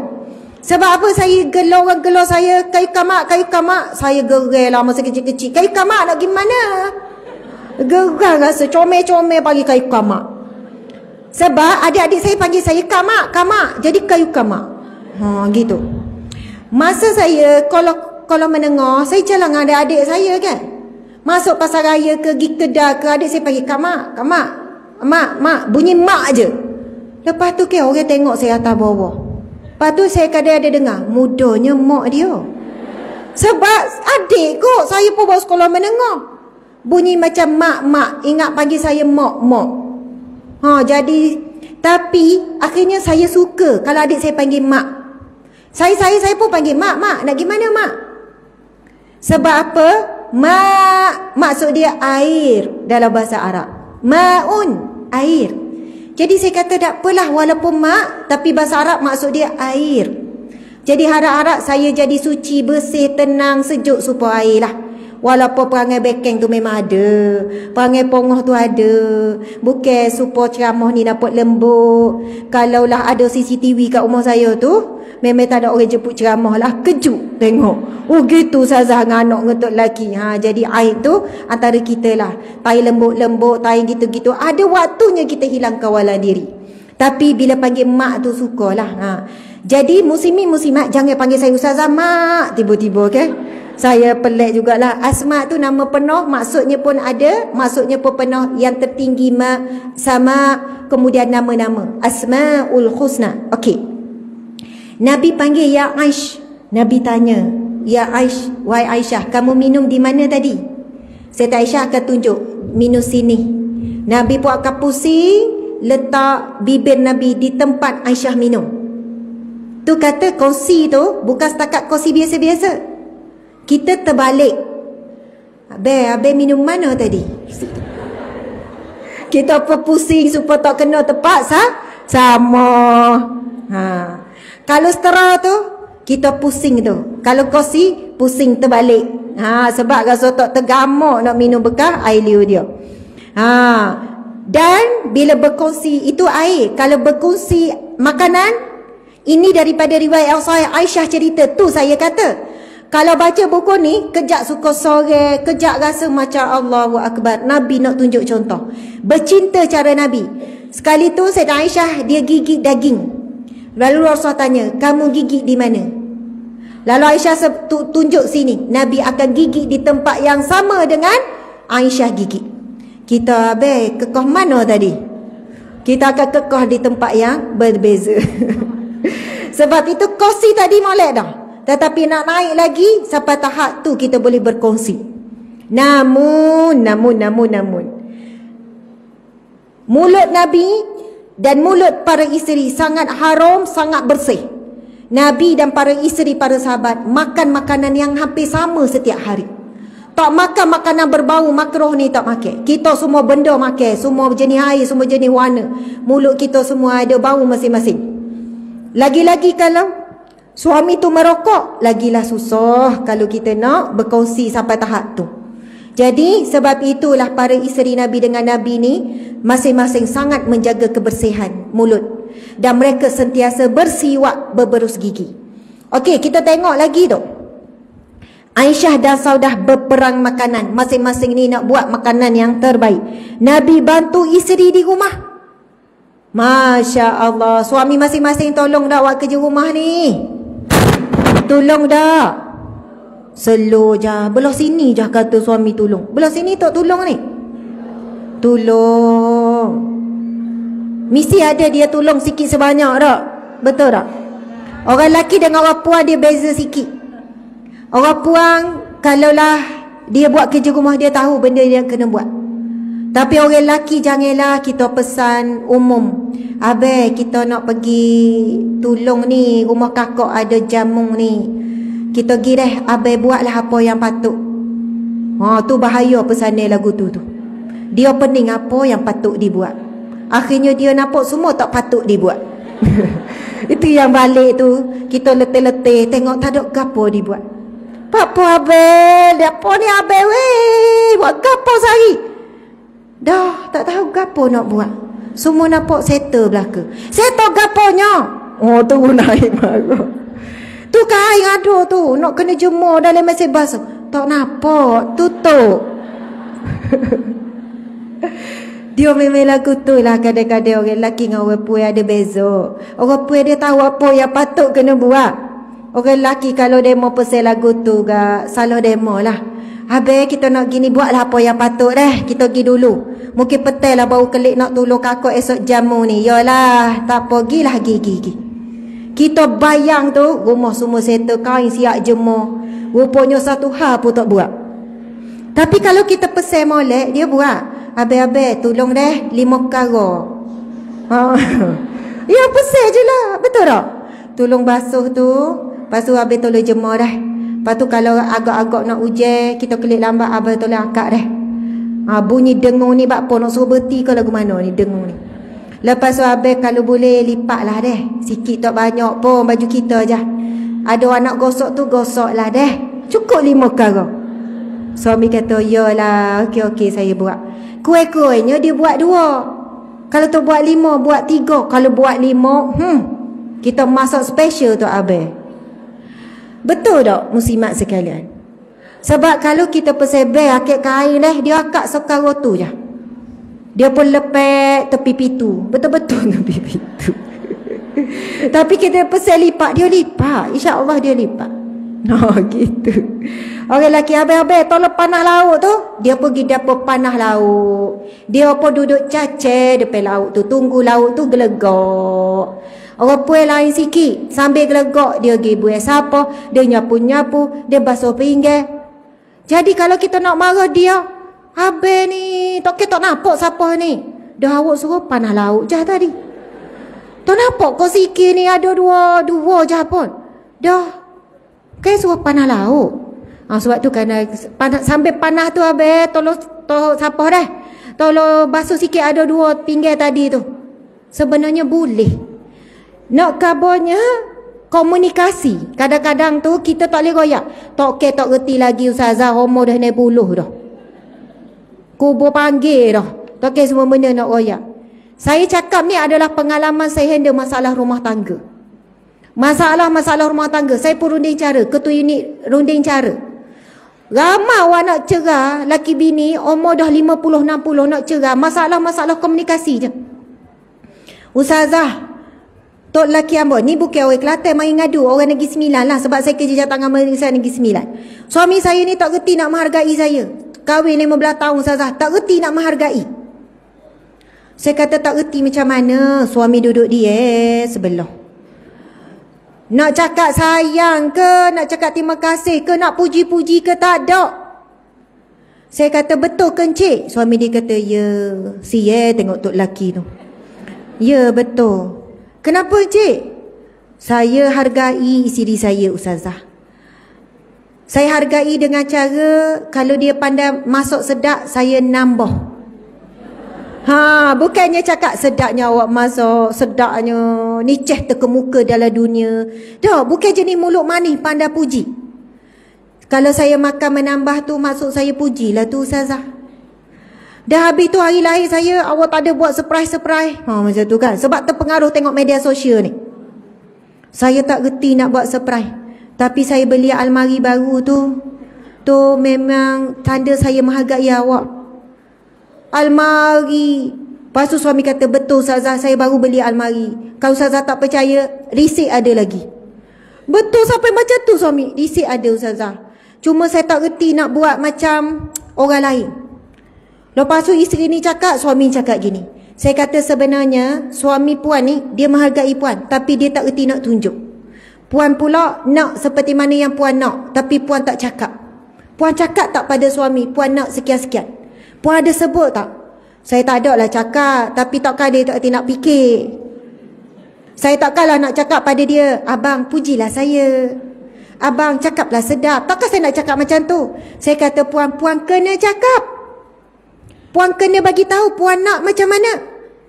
Bila suami tak faham, isteri pula tak nak bagi tahu, akhirnya tak tembung macam itik dengan ayam. Dua-duanya cakap benda yang tak faham. Saya kata, saya tanya isteri ni, puan, suami puan ni keluarga dia macam mana? Memang samalah macam dia. Kalau saya balik kampung, semua buat hal masing-masing. Semua jenis yang tak pandai nak bercakap, tak pandai nak menghargai. Saya masak apa pun, keluarga dia makan senyap. Tak adalah nak cakap sedap ke, nak ucap terima kasih ke. Saya kata sebab suami puan memang dibesarkan dalam keluarga yang tidak biasa dengan ucapan-ucapan. Maka puan kena faham, bukan senang suami nak berubah. Jadi semua puan kena bantu. Saya mau mula kahwin macam tu juga, bukan nak cerita pasal masalah rumah tangga, dah. Orang lelaki memang tak reti sangat nak memuji ni. Kita kau orang puang kemah rumah macam apa kemah rumah masa jadi suri rumah dengan anak kecil-kecil. Sejam sebelum suami balik, kita macam-macam jadi. Ultraman jadi, Spiderman jadi, Superman jadi. Tiba-tiba macam boleh terbang, laju. Spiderman kan dia boleh ambil barang, boleh lepak. Macam tu pap clear. Sebab suami nak kelik ni, kita boleh anggar 5.5 dia nak sapa. Rumah macam tu macam apa dengan anak-anak kecil.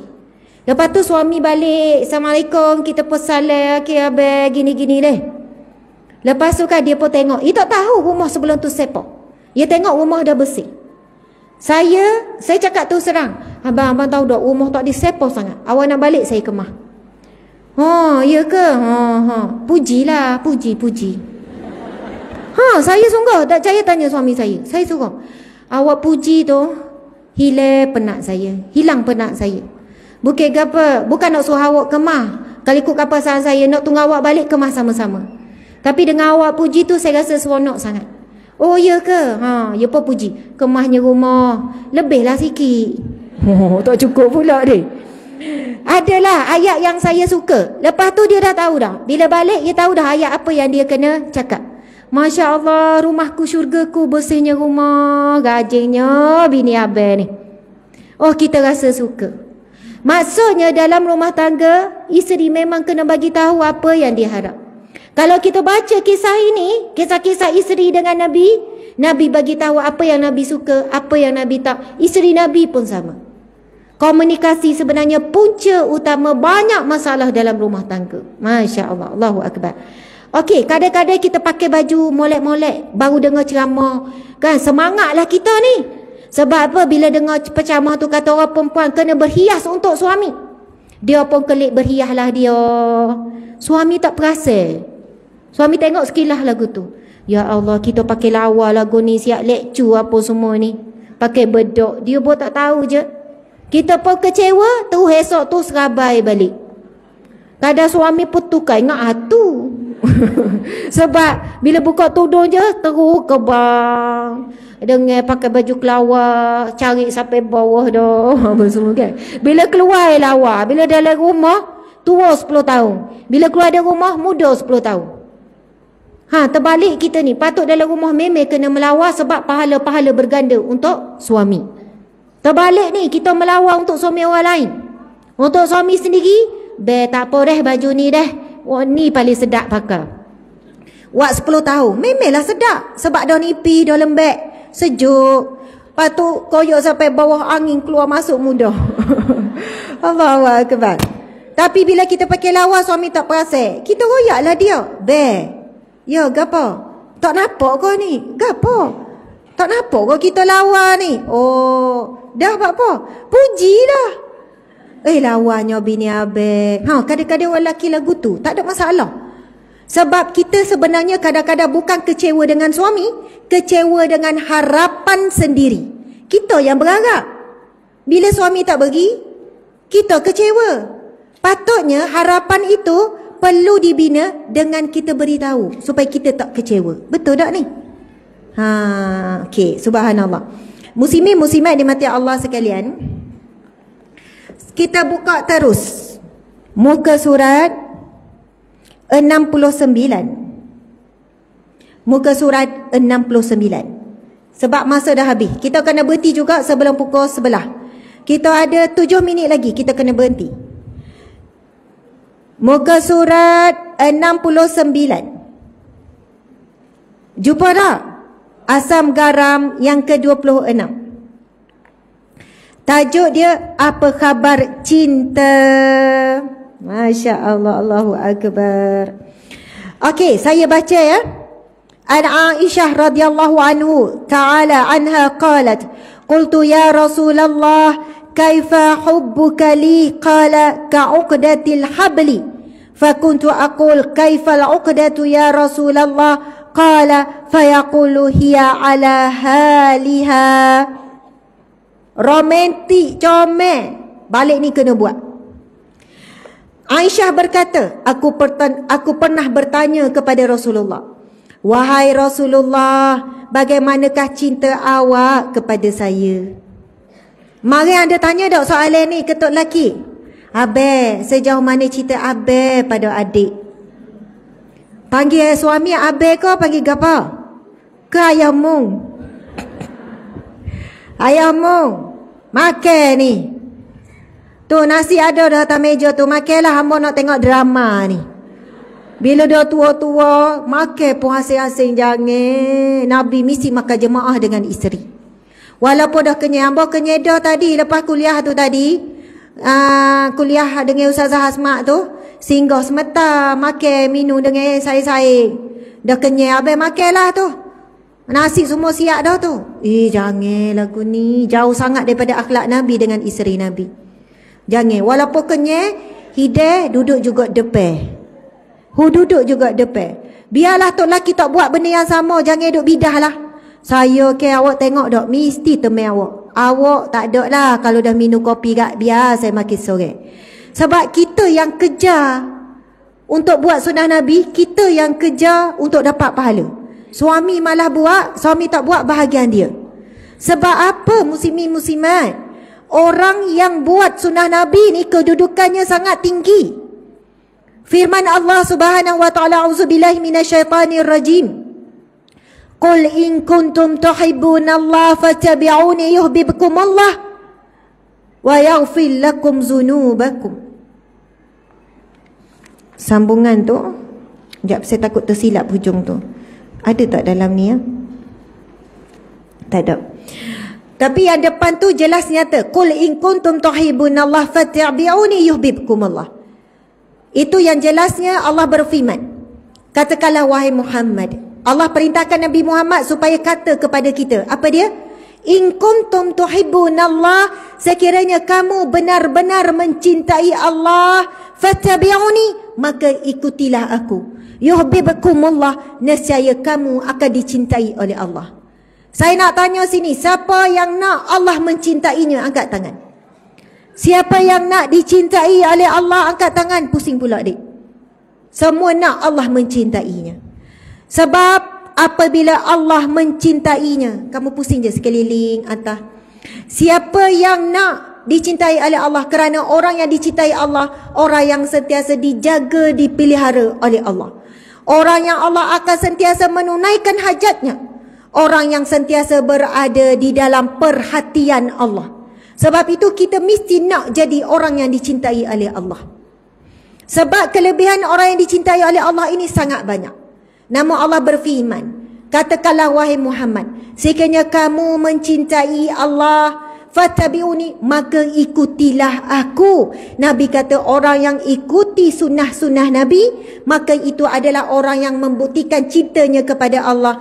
Yuhibbukumullah, nescaya dia juga akan dicintai oleh Allah. Okey, izinkan saya minum air sekejap deh. Bismillah.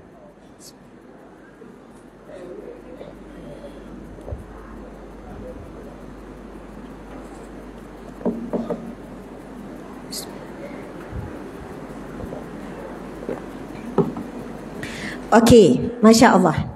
Kita tak boleh berhenti lambat sebab hari ni hari Jumaat. Pihak masjid nak bersiap-siap untuk solat Jumaat. Lepas habis ni dalam pukul 11, kita nak jumpa pula deh. Nak jumpa, nak selfie, nak ambil gambar, mana-manalah hajat-hajat tu kan. Masya Allah. Insya Allah kita akan boleh, kita akan sempatkan supaya kita boleh kosongkan untuk buat persiapan untuk solat Jumaat dalam pukul 12. InsyaAllah. Jadi sebelum pukul 11 kena berhenti. Tapi saya nak bacakan juga satu hadis Nabi. Yang mana ini adalah hadis yang sahih. Nabi SAW bersabda dalam sebuah hadis yang menggambarkan golongan yang apabila dicintai oleh Allah. Yang mana Nabi bersabda, sesungguhnya Allah Subhanahu wa ta'ala apabila dia mencintai seseorang, lalu Allah akan panggil malaikat Jibril. Wahai Jibril, sesungguhnya aku mencintai si fulan. Allah akan beritahu kepada malaikat Jibril, maka Jibril, cintailah kamu terhadap dia. Maksud kalau Allah mencintai seseorang, Allah akan beritahu kepada malaikat Jibril. Lalu malaikat Jibril ini pergi bertemu dengan sekalian para malaikat. Wahai sekalian para malaikat, sesungguhnya si fulan ini, wanita ini, lelaki ini, makcik ini, sekian-sekian dicintai oleh Allah. Maka cintailah kamu semua terhadap orang ini. Sampai tahap tu.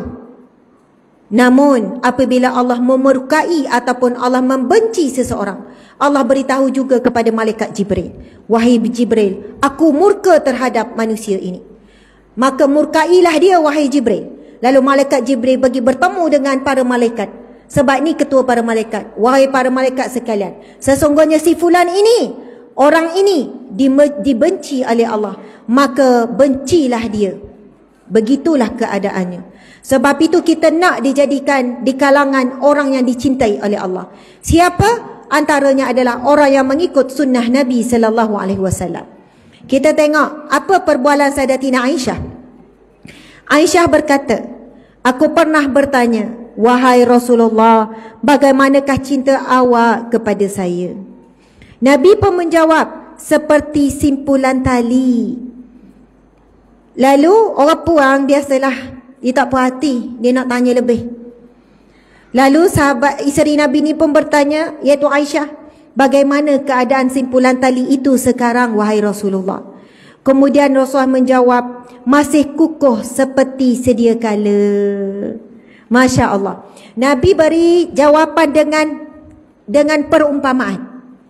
Sayyidatina Aisyah tanya, ya Rasulullah, bagaimana cintamu terhadapku? Rasulullah jawab, seperti simpulan tali. Simpulan tali yang diikat kukuh, yang tidak boleh dicabut, simpulan mati.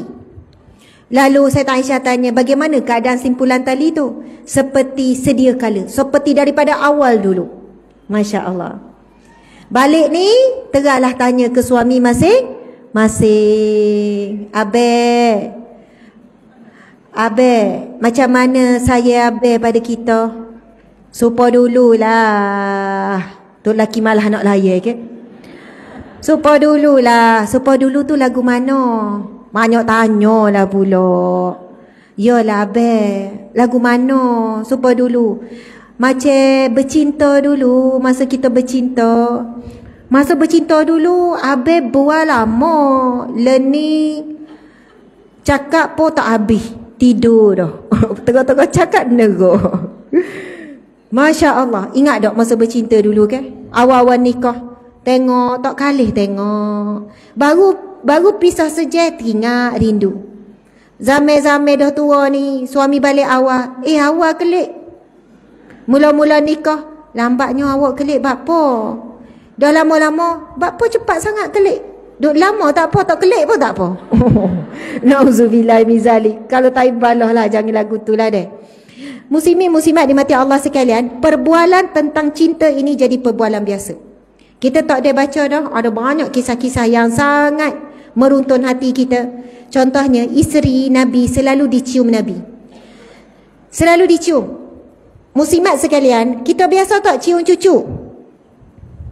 Biasa tak cium cucu? Cium cucu lagu mana? Cium pipi, lagi? Dahi, lagi? Gitulah. Lepas tu tok lelaki, biasa tak? Ustazah ni malu ada tanya dah lah dalam masjid. Tanya soalan lagu tu. Biasanya perbuatan tersebut bila hubungan suami isteri. Sedangkan Nabi dia buat hal demikian bukan dalam hubungan suami isteri. Dalam perbuatan biasa, duduk-duduk, makan-makan, bahkan dikhabarkan oleh isteri Nabi waktu berpuasa pun Nabi meneruskan perbuatan tersebut. Nak keluar daripada rumah bukan sakat cium tangan, cium pipi ke cium ni, bukan jangan buat sambil live lah. Jangan sambil rakam lepas tu share lah. Maksudnya itu menjadi satu rutin di antara Nabi dengan isteri. Sampai lagu tu. Jadi tak salah pun nak buat. Ustazah tak besok ke pesel tu lelaki. Kalau buat Ustazah tak tahu jadi gapo lah. Tak boleh Ustazah. Tak boleh. Geli-geli. Lagu tu. Nak royaknya kita ni tak biasa buat sunnah Nabi. Siapa jadi geli, siapa dikatakan buang tabiat. Kalau baca ni kita akan jumpa yang pelik-pelik lagi. Kalau kita tengok cerita romantik masalah romantik arti tu romantik arti ni, tak ada yang lebih romantik melebihi daripada romantiknya Nabi SAW dengan para isteri. Sebab itu bila kita buat tu bukan saja-saja. Kalau saya tanyalah, siapa orang puas sini dia yang sok mau sikat rambut suami? Saza botok dah, tak ada rambut. Siapa sok mau sikat rambut tu lelaki? Baca dalam ni ada cerita Nabi bukan tak boleh sikat sendiri. Benda mudah kok. Tapi Nabi akan hulur kepala kepada isteri untuk disikat. Bahkan masa tu Saidatina Aisyah sedang uzur duduk dalam rumah, Nabi dalam masjid. Sebab kita tahu rumah ke sambung dengan masjid. Nabi panggil Aisyah dan Nabi hulur melalui tingkap. Bukan masuk dalam rumah, hulur melalui tingkap.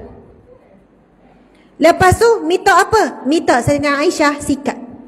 Bermanja. Kita tak salah buat lagu tu. Balik rumah abang, keluar mata. Bapa, kau tikak, Allah palo.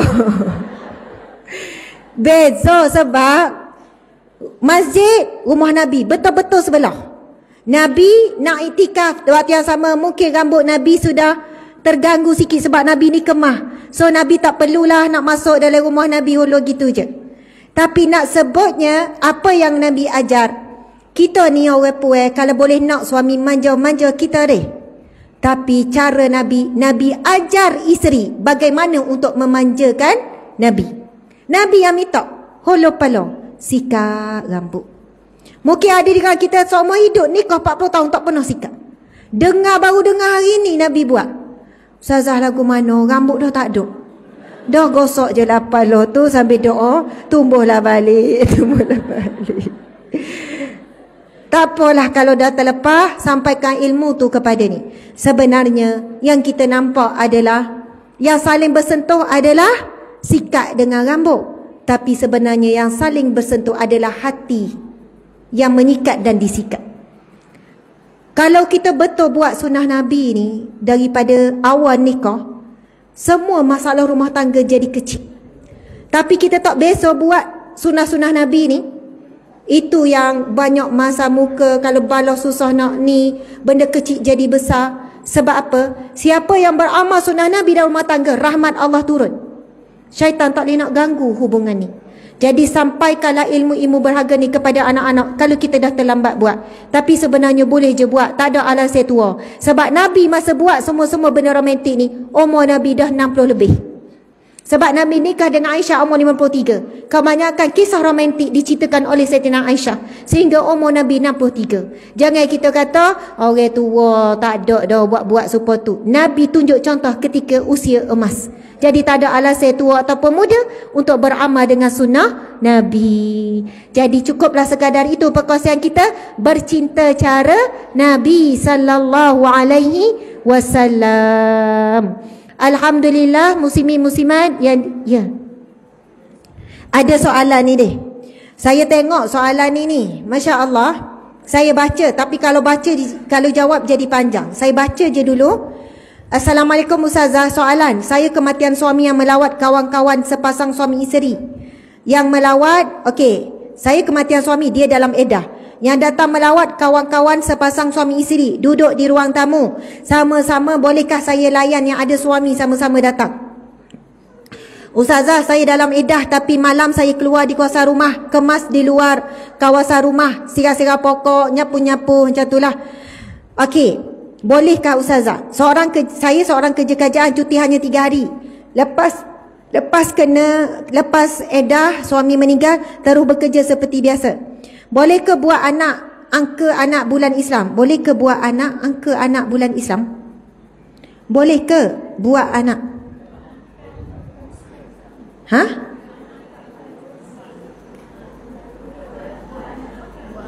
Boleh ke buat anak angkat? Dia tinggal huruf T. Jadi boleh ke buat angka anak bulan Islam? Anak bukan Islam. Okey. Buat anak angkat anak bukan Islam. Nombor 5, bolehkah berhubung untuk bersilaturahim dengan anak angkat yang bukan Islam tadi? Bolehkah terima hadiah dari dia? Bolehkah sunat duha untuk 4 rakaat?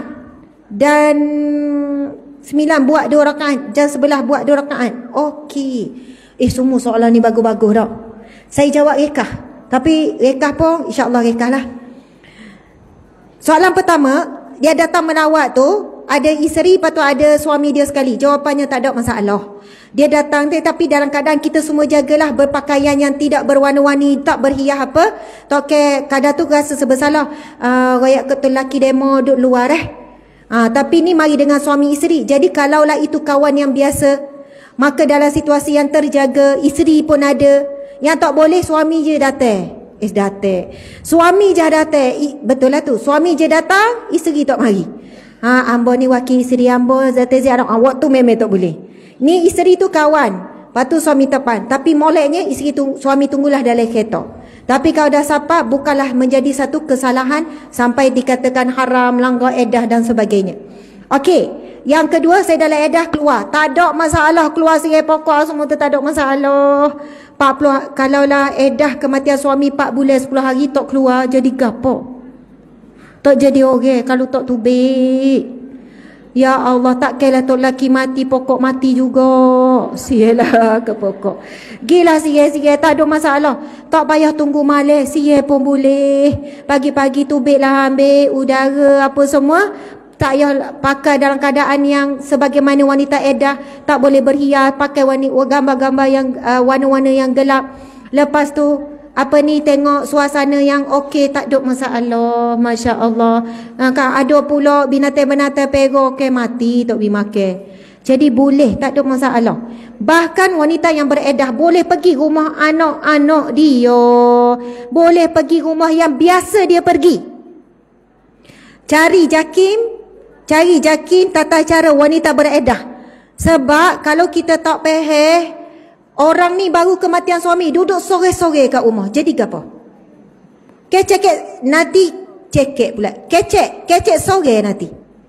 Tengok bilik, tengok tuala tok laki, tengok tiba-tiba habis dah mandi ke. Sore-sore. Kalau tak sambut tak apa, tiba sambut. Mandi dah. Dok, sungguh ni boleh berlaku kemurungan, betul tak? Boleh berlaku kemurungan. Saya pernah dipanggil oleh seorang anak. Mak dia ni dah berapa bulan dah suami meninggal. Tak keluar-keluar daripada rumah. Nak keluar melangkah, pintu pun tak keluar. Sebab apa? Masa edah tu dia memang buat gitu. Dia tak keluar langsung. Sampai dia mula bercakap-cakap seolah suami dia ada lagi. Sampai gangguan apa semua. Bagi wanita yang beredah, dalam situasi dan keadaan sedih sangat ni, hidup 40 tahun berkongsi, suami tak ada. Anak-anak seorang pun tak boleh nak teman sebab semua kerja belaka. Jadi dibenarkan ibu ini menghabiskan edahnya di rumah yang biasa dia pergi. Bukan tiba-tiba mak nak pergi habiskan tempoh edah di Bali. Tiba pergi Bali tu, duduk di resort. Tu memang tak boleh lah. Sebab ada orang yang buat gitu. Nak ni tak dibenarkan di rumah yang biasa. Rumah anak. Kalau anak semua dirasa anak ustazah dia sibuk nanti saya sore, boleh tak nak pergi rumah kakak? Boleh lah. Rumah adik-beradik tu rumah yang biasa. Dan selamat daripada fitnah. Supaya adalah orang yang teman, orang yang bantu, orang yang dengar. Tujuannya adalah untuk menjaga fitnah, untuk menjaga apa batasan-batasan ada. Okey, faham Okey, yang ketiga, seorang kerja cuti 3 hari. Tu yang kita nak kata. Kalau kematian suami ataupun bercerai hidup ke dalam tempoh edah, bayangkan, memang kita akan keluar hijau seperti biasa. Kita jumpa tak orang lelaki? Jumpa lepas 3 hari. Mana boleh cuti 4 bulan? Walaupun suami, bos saya tak datang dah 4 bulan, dah buat apa? Kes saya dalam edah.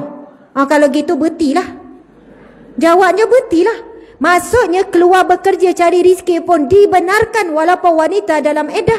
Apatah lagi pergi rumah saudara mara yang tempat kita biasa supaya kita boleh merawat duka lara tersebut. Faham Ada keperluan boleh. Nak pergi nyoping-nyoping kirim kok kalau tak ada sangat orang nak tolong beli, memang tak boleh ni, tak masuk anak-anak ni, ada anak kecil-kecil, maka dibenarkan keperluan. Okey, lagi. Boleh tak ambil anak akak bukan Islam? Boleh, tak ada masalah, tak ada larangan langsung. Memang bagus sangat sebab di zaman Rasulullah, para pembantu khadam-khadam kebanyakannya bukan Islam, akhirnya mereka masuk Islam. Jadi anak angkat pun sama. Boleh, tak ada masalah ambil anak angkat bukan Islam. Janganlah kita duk kata, apa demo ambil anak angkat bukan Islam? Afdal lah ambil orang Islam.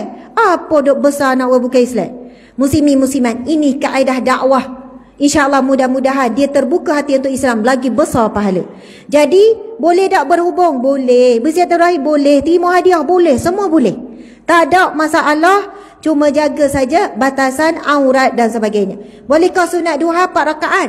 Buat 2 rakaat pukul 9, pukul 11. Boleh, tak ada masalah. Nak buat 8 rakaat solat duha yang paling banyak adalah 12 rakaat. Nak buat 2 rakaat sini, 2 rakaat situ, asing-asing. Tak ada masalah. Sekaligus tak ada masalah. Buat pagi 2 rakaat dekat dengan Zuhur 2 rakaat pula, tak ada masalah.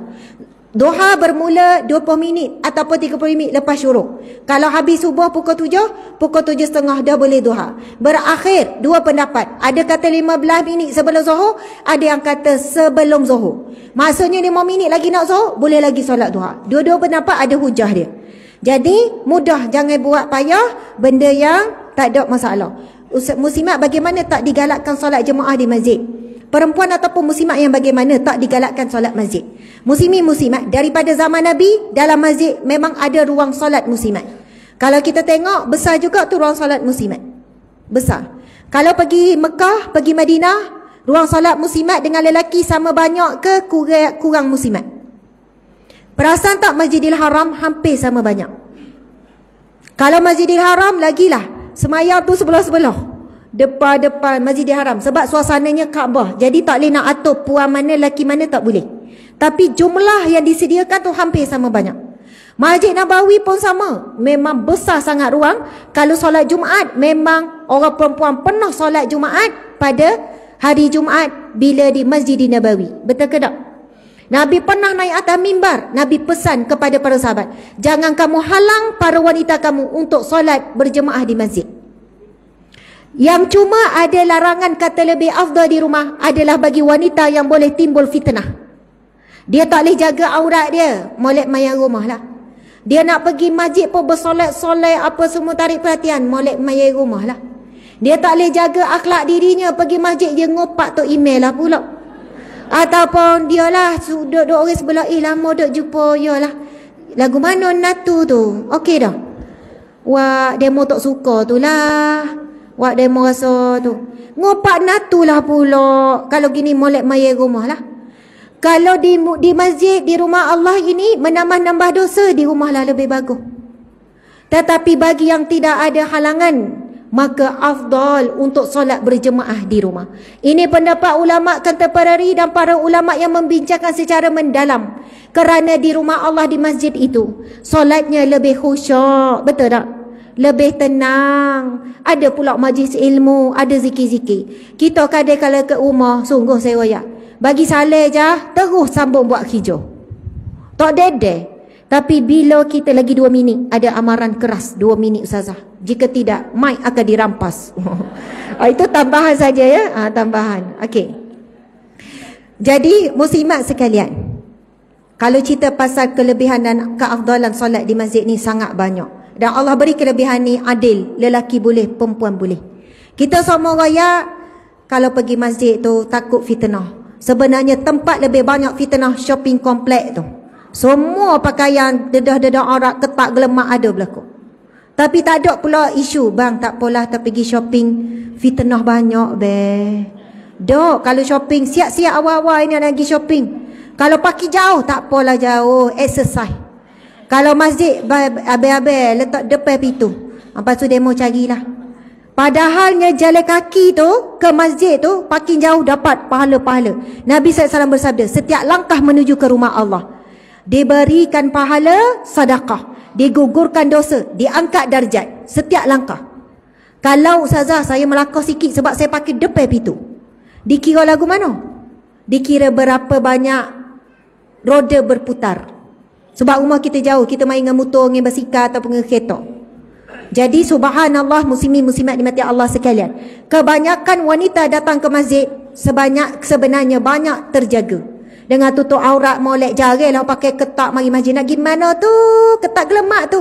Masjid lah. Mana lagi pakai lagu ni? Tak ada. Memang logiknya semuanya dalam keadaan yang baik. Pintu masuk berbeza, tempat wuduk tak capuk. Jadi fitnah apa yang kita nak kata mari masjid mendatangkan fitnah? Sedangkan bila masjid kita mari terus rasa tenang. Para malaikat penuh memenuhi setiap ruang masjid. Berbanding kita di rumah tengah semaya, angkat takbir, Allahu Akbar. Bak pola tak waktu bek ikan tu siap-siap. Kalau waktu bek rendang lepas maya sudah molek masuk. Lepas tu tak seperti sakat tu nak masuk gapoy. Malek mari ikan dah. Mari dulu daging. Sebelum tu gapo gapo tu siapa tahiyat gapo tu. Gapo. Lagi kalau berimeh, lagilah koyak. Allahu Akbar. Napa ada rambut gupa? Rambut siapa? Tadi nyapu dah rasanya. Panjang pula tu. Rasa rambut ambo putih. Mula mikir rambut siapa? Betul dah ni. Masya Allah. Memang masjid tempat yang lebih mendatangkan khusyuk, macam kita terputus dengan urusan dunia. Bukan nak kata rumah. Sebab itu Nabi sebut yang afdal di rumah, di tempat yang paling tersembunyi. Dalam bilik, tempat paling tersembunyi, supaya mata kita tak terdedah kepada semua urusan-urusan rumah. Masya Allah, Alhamdulillah, Allahu Akbar. Mudah-mudahan jawapan saya walaupun ringkas tak beri salah faham. Sebab ada orang kata Ustazah ni apa menyalahi hadis Nabi. Nabi kata afdal di rumah. Di situ dikupas lagi oleh ulama apa maksud afdal, kedudukannya macam mana. Bagaimana pula bila Nabi menjelaskan wanita solat di masjid, isteri Nabi solat di masjid, sampai adik isteri Nabi dia ikat dengan tiang. Masjid Nabi ada tiang, ikat tali dengan tiang. Lepas tu dia tinggalkan tali tu di tiang. Nabi masa tu pergi solat, Nabi tanya, ini tali apa? Lepas tu sahabat Nabi kata, ini tali isterimu ya Rasulullah. Salah seorang isteri Nabi, saya tak ingat mana, yang mana bila dia solat, kenapa dia sampai ikat tali? Bila dia berdiri, dia baca beberapa juzuk. Dia ikat sebab takut tumbang, sebab penat sangat berdiri, takut tumbang.